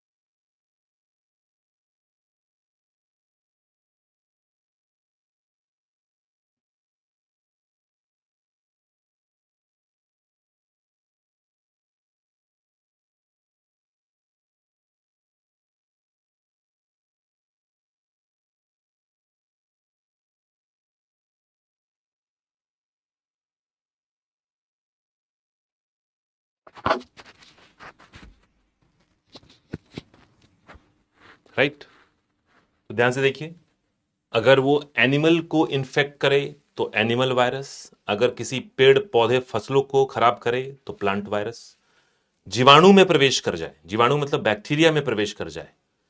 जीवाणु में कौन प्रवेश कर रहा है? विषाणु। विषाणु और जीवाणु अलग अलग चीज है, राइट। और अगर कवकों में प्रवेश कर जाए, कवक मतलब मशरूम, फफूंदी, ब्रेड पे लग जाता है ना हरा हरा, वो है ना, तो ये विषाणु के प्रकार में आएंगे। लेकिन विषाणु के प्रकार एक और तरीके से है। तो ये तो ए था ना, संक्रमण के आधार पर। अब आइए बी, और बी है आनुवांशिक पदार्थ। अब ये एक नया शब्द आएगा, आनुवांशिक पदार्थ, यानी जेनेटिक मटेरियल के आधार पर। ये जो डीएनए आरएनए है ना, उसको एक साथ मिला के हम क्या कहते हैं? आनुवांशिक पदार्थ। आनुवांशिक का मतलब क्या होता है? जो माता पिता से हमें मिलता है। जैसे कि मम्मी की तरह आंखें हैं, तो आनुवांशिक गुण है ना। किसी के बाल घुंघराले हैं क्योंकि पापा के भी बाल घुंघराले थे, तो वो भी आनुवांशिक गुण है। You get the point? तो ये आनुवंशिक गुण कैसे आते हैं हम तक, इसकी सूचनाएं कहां लिखी होती हैं? हमारे बॉडी में ये सूचना लिखी होती है डीएनए के ऊपर। लेकिन वायरसेस में डीएनए भी हो सकते हैं, आरएनए भी हो सकते हैं। वायरसेस आनुवंशिक पदार्थ के स्तर पर दो तरीके से हो सकते हैं, डीएनए वाले वायरस और आरएनए वाले वायरस, है ना। तो आनुवंशिक पदार्थ के स्तर पे एक है डीएनए वायरस, डीएनए विषाणु। बड़ी जाहिर सी बात है, डीएनए विषाणु में क्या होगा, आनुवंशिक पदार्थ जो पीढ़ी दर पीढ़ी मिलेगी, आनुवंशिक पदार्थ डीएनए के रूप में, डीएनए के रूप, राइट। और दूसरा जो होगा, यहां दूसरा थोड़ा 2-3 लाइन के बाद लिखिएगा, आरएनए वायरस। इसमें आनुवंशिक पदार्थ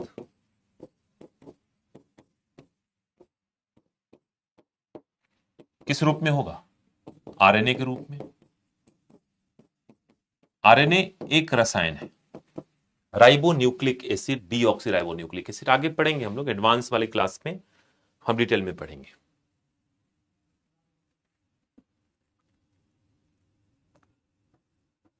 क्लियर है?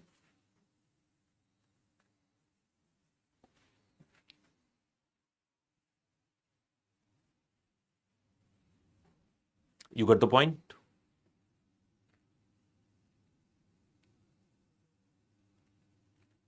तो अगर आरएनए के फॉर्म में है तो आरएनए वायरस, डीएनए के फॉर्म में डीएनए वायरस। कितना सिंपल है बताओ, राइट। अब एग्जाम्पल के तौर पे अगर हम देखें कि हमारे ऐसे कौन कौन से वायरस है जिसमें डीएनए, मुख्य एग्जाम्पल तो देखिए, पॉक्स वायरस।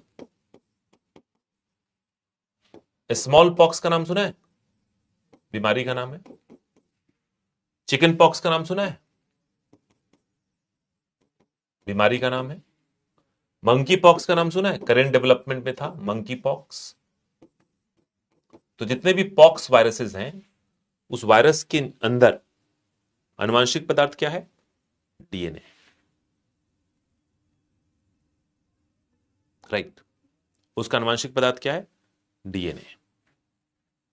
दूसरा एक और है हेपेटाइटिस वायरस। हेपेटाइटिस लीवर का रोग है, ये लीवर का रोग है, इसमें लीवर पे हमला कर देता है।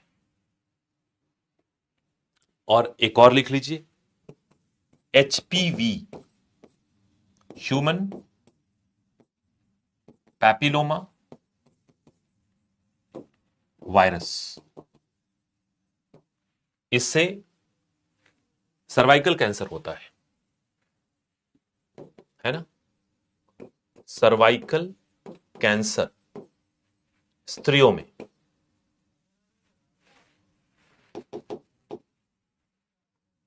फीमेल का साइन ये होता है, पता है ना आपको। सर्वाइकल जो है वो फीमेल का जनन अंग का एक भाग है।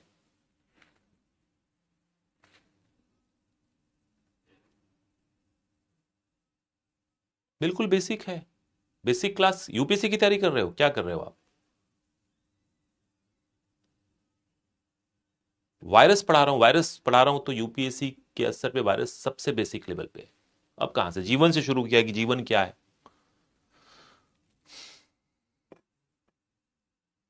बायोलॉजी है, एडवांस में बायोलॉजी नहीं पढ़ते। हर टीचर की बात अलग अलग है। अगर हर सब्जेक्ट अलग अलग है, हर टीचर अलग अलग है, हर सब्जेक्ट का टेम्परामेंट एक नहीं होता। मैं थोड़ी कह रहा हूं कि नोट्स आप, मैं खूब लिखवा रहा हूं और खूब लिख रहे हो। मैं तो सिंपल कह रहा हूं कि जो बोर्ड पे आप, मैं लिख रहा हूं वो भी आप लिखो, वही तो करना है। जो बोर्ड पे लिख रहा है वही तो लिखना है। इतना भी नहीं लिखोगे तो याद रहेगा क्या ये?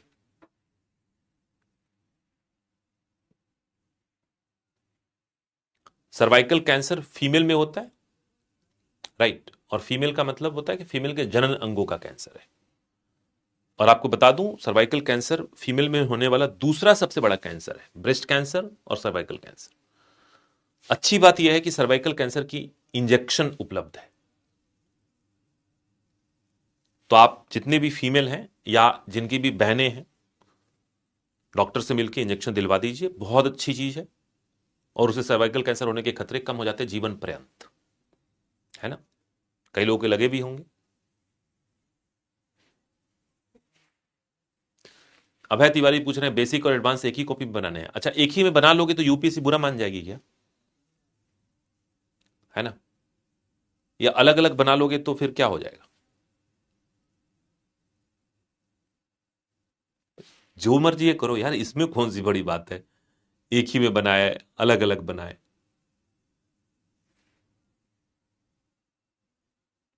क्योंकि इसका इन्फेक्शन होता है, एचपीवी ह्यूमन पैपिलोमा वायरस का संक्रमण होता है, उस संक्रमण के कारण कैंसर होने के चांसेस बढ़ जाते हैं।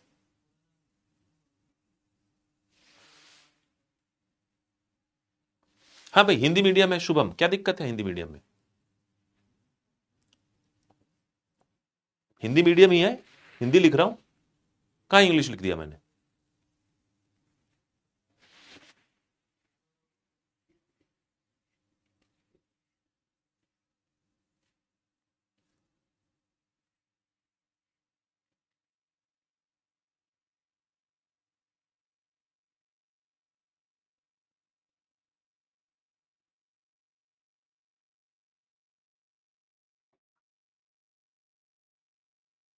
ओके, आरएनए वायरस में एग्जाम्पल देखिए, इसके एग्जाम्पल बहुत सारे हैं।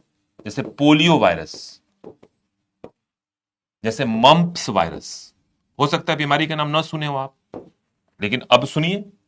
अब तभी नहीं सुना, अब सुनिए। Measles virus, measles. Nipah virus, Nipah का तो नाम सुना ही है, न्यूज़पेपर में आता था, अभी भी चल रहा है। निपाह से मौत हो जा रही है व्यक्तियों की, है ना।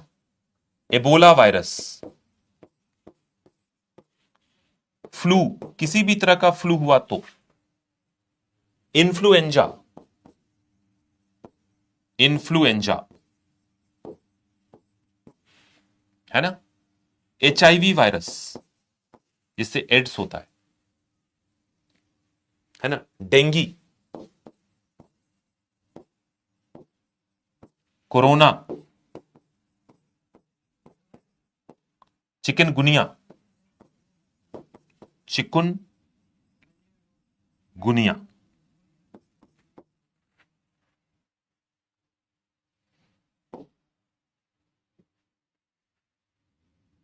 चिकनगुनिया।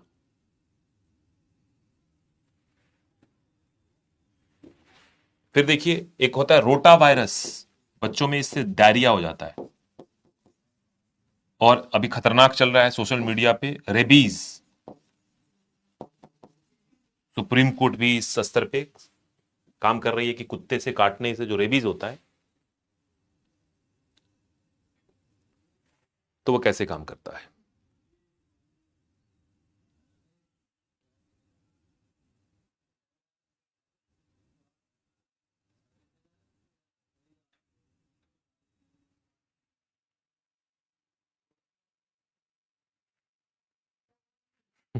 ऋषभ ने बहुत बढ़िया कमेंट किया।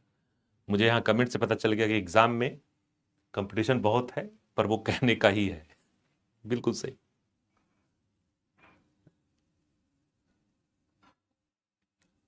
तो Rishabh and everybody else out there, let me tell you one thing. In this examination, 90% people are there only to fill form. इस परीक्षा में 90% अभ्यर्थी सिर्फ आवेदन पत्र को भरने के लिए आते हैं। शुद्ध हिंदी शुद्ध इंग्लिश दोनों बोल दिया। Real competition exists between 10% aspirants only. असली प्रतिस्पर्धा महज 10% अभ्यर्थियों के बीच होती है कि नहीं।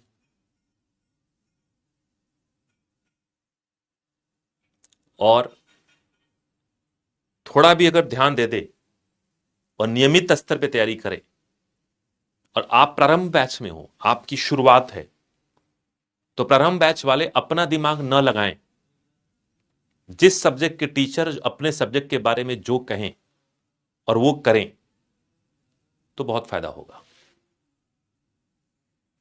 तो प्रारंभ बैच वाले बच्चे, आप बच्चे हैं अभी, आप अपना दिमाग न लगाएं।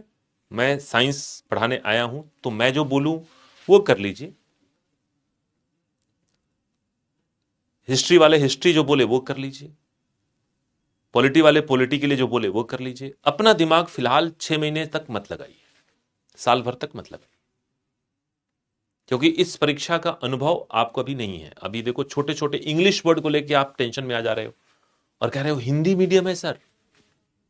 मैं फिर कहता हूं हिंदी मीडियम है तो क्या कंपलसरी इंग्लिश पास नहीं करोगे? आईएएस बनने के बाद अगर नागालैंड में पोस्टिंग हो जाएगी तो इंग्लिश में ही बात करनी पड़ेगी। आईएफएस बन गए अगर भारतीय विदेश सेवा में चले गए तो विदेशों में इंग्लिश और उसके साथ एक और भाषा सीखनी पड़ेगी, है कि नहीं? ठीक है, तो थोड़ा ध्यान देंगे, चलेगा, मामला आगे निकल जाएगा। Don't worry about it. हाँ, पेशेंस बहुत जरूरी है। नहीं नहीं, इग्नोर क्यों करना है भाई? ये तो मैं 5 क्लास में मिलने जुलने तो आया हूं, मिलने जुलने ही आया हूं मैं। ये तो 5 क्लास में हमारी आपकी जान पहचान हो रही है। जैसे आप पूछ रहे हो ना मेरे बारे में, नाम बताओ सर, ऐसे कैसे आ गए? एकेडमिक क्वालिफिकेशन बताओ, आप पहले पढ़ के क्या आए हो है ना? अगर वही है, नहीं, हिंदी इंग्लिश एक साथ नहीं लिख सकते। तो नाम पता ही है, एकेडमिक क्वालिफिकेशन छोड़ दीजिए, जाने दीजिए उसको, है ना? बस इतना जान लीजिए कि क्या जो मैं पढ़ा रहा हूं वो आपके ज्ञान में, आपके नॉलेज में एडिशन कर रहा है या नहीं कर रहा। अगर आपकी नॉलेज में एडिशन हो रहा है, अगर मैं आपको कुछ दे पा रहा हूं, वही पर्याप्त है ना? क्योंकि यहां इस कोचिंग में कलाम साहब तो पढ़ाने नहीं आएंगे, है ना? अगर आप कहोगे कि कलाम साहब आगे पढ़ा दे तो वो तो पॉसिबल नहीं होगा। या इसरो के चेयरपर्सन तो पढ़ाने नहीं आएंगे, है कि नहीं? आप कहोगे नहीं, इसरो के जो चेयरपर्सन है नारायणन सर, वो आके पढ़ा ले, तो ऐसा तो नहीं होने वाला है। हम ही जैसे लोग पढ़ाएंगे।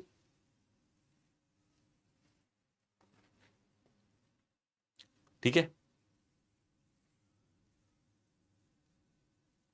अब देखिए, अब जी पूछ रहे हैं कि सी सेट और करंट अफेयर्स कौन, मुझे क्या पता भाई, मुझे नहीं पता होता। चलिए, एक छोटी सी बात और देखनी है, समझनी है आपको। तो मतलब ये हुआ कि दुनिया में आनुवंशिक पदार्थ के रूप में, बस खत्म हो रहा है, 3-4 मिनट और, 3-4 मिनट और, बात खत्म, 3-4 मिनट और, बस एक स्टेटमेंट ही लिखनी है। तो अगर आपसे कोई पूछे कि जैविक दुनिया में, बायोलॉजी में आनुवंशिक पदार्थ जो हैं वो कितने प्रकार के हैं, तो देखिए रहे आप, डीएनए और आरएनए। लेकिन वही कहे कि मानव में क्या है आनुवंशिक पदार्थ, तो मानव में सिर्फ डीएनए है, ओनली डीएनए। हमारे बॉडी में आरएनए तो है लेकिन आनुवंशिक पदार्थ नहीं है। यानी पापा से और मम्मी से जो मुझे आनुवंशिक लक्षण और गुण मिले, जैसे लोग मुझे देखते हैं ना तो कहते हैं कि मैं अपनी मम्मी से ज्यादा मिलता हूं, तो मम्मी के आनुवंशिक लक्षण मुझ में ज्यादा आए हैं। तो मम्मी ने अपने आनुवंशिक लक्षण मुझ में कैसे भेजे? डीएनए के मार्फत भेजे हैं। तो क्या मेरे बॉडी में आरएनए नहीं है? बिल्कुल है, आरएनए भी है। तो डीएनए भी है और आरएनए भी है, राइट? लेकिन हमारे बॉडी में डीएनए आनुवंशिक पदार्थ है, आरएनए सहायक पदार्थ है। You get the point? जबकि वायरसेस में डीएनए आनुवंशिक पदार्थ है और कुछ वायरसेस में आरएनए भी आनुवंशिक पदार्थ है ना? अच्छा, ये आरएनए वाले वायरसेस को हम रेट्रो वायरस भी कहते हैं, इसका एक और नाम है रेट्रो वायरस। क्या कहते हैं इसको? Retro virus. रेट्रो का मतलब क्या होता है? पुराना। आप गाने सुनते हैं, म्यूजिक सुनते हैं, रेट्रो सॉन्ग किसे कहते हैं? पुराना। क्योंकि वैज्ञानिकों ने साबित किया कि आरएनए पुराना है और डीएनए अपेक्षाकृत नया है, राइट? आरएनए पुराना है और डीएनए अपेक्षाकृत नया है।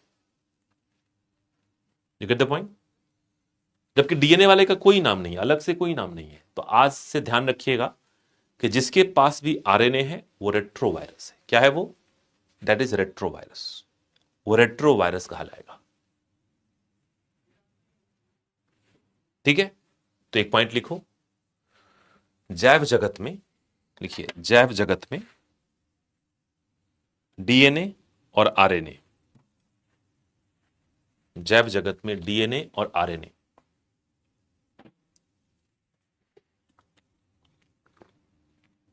दोनों आनुवांशिक पदार्थ के रूप में पाए जाते हैं। आनुवांशिक पदार्थ के रूप में पाए जाते हैं।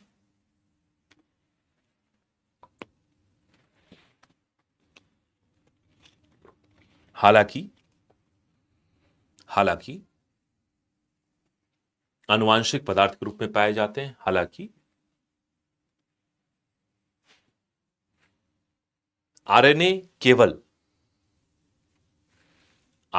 केवल रेट्रोवायरस में ही पाया जाता है।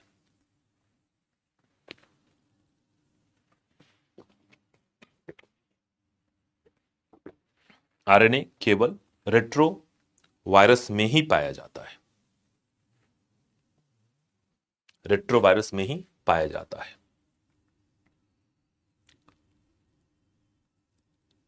Full stop. बाकी सभी जीवों में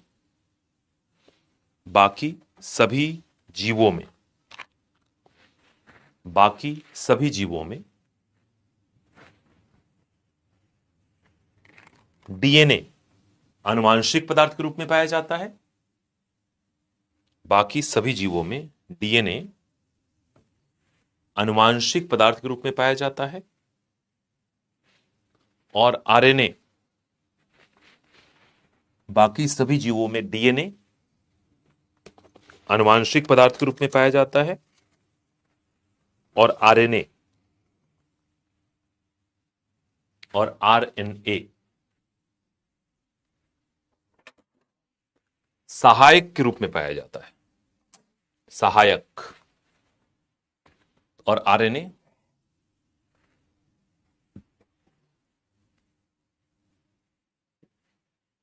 सहायक के रूप में पाया जाता है। मेरे पास कोई बुक नहीं है, टैब है, ठीक है?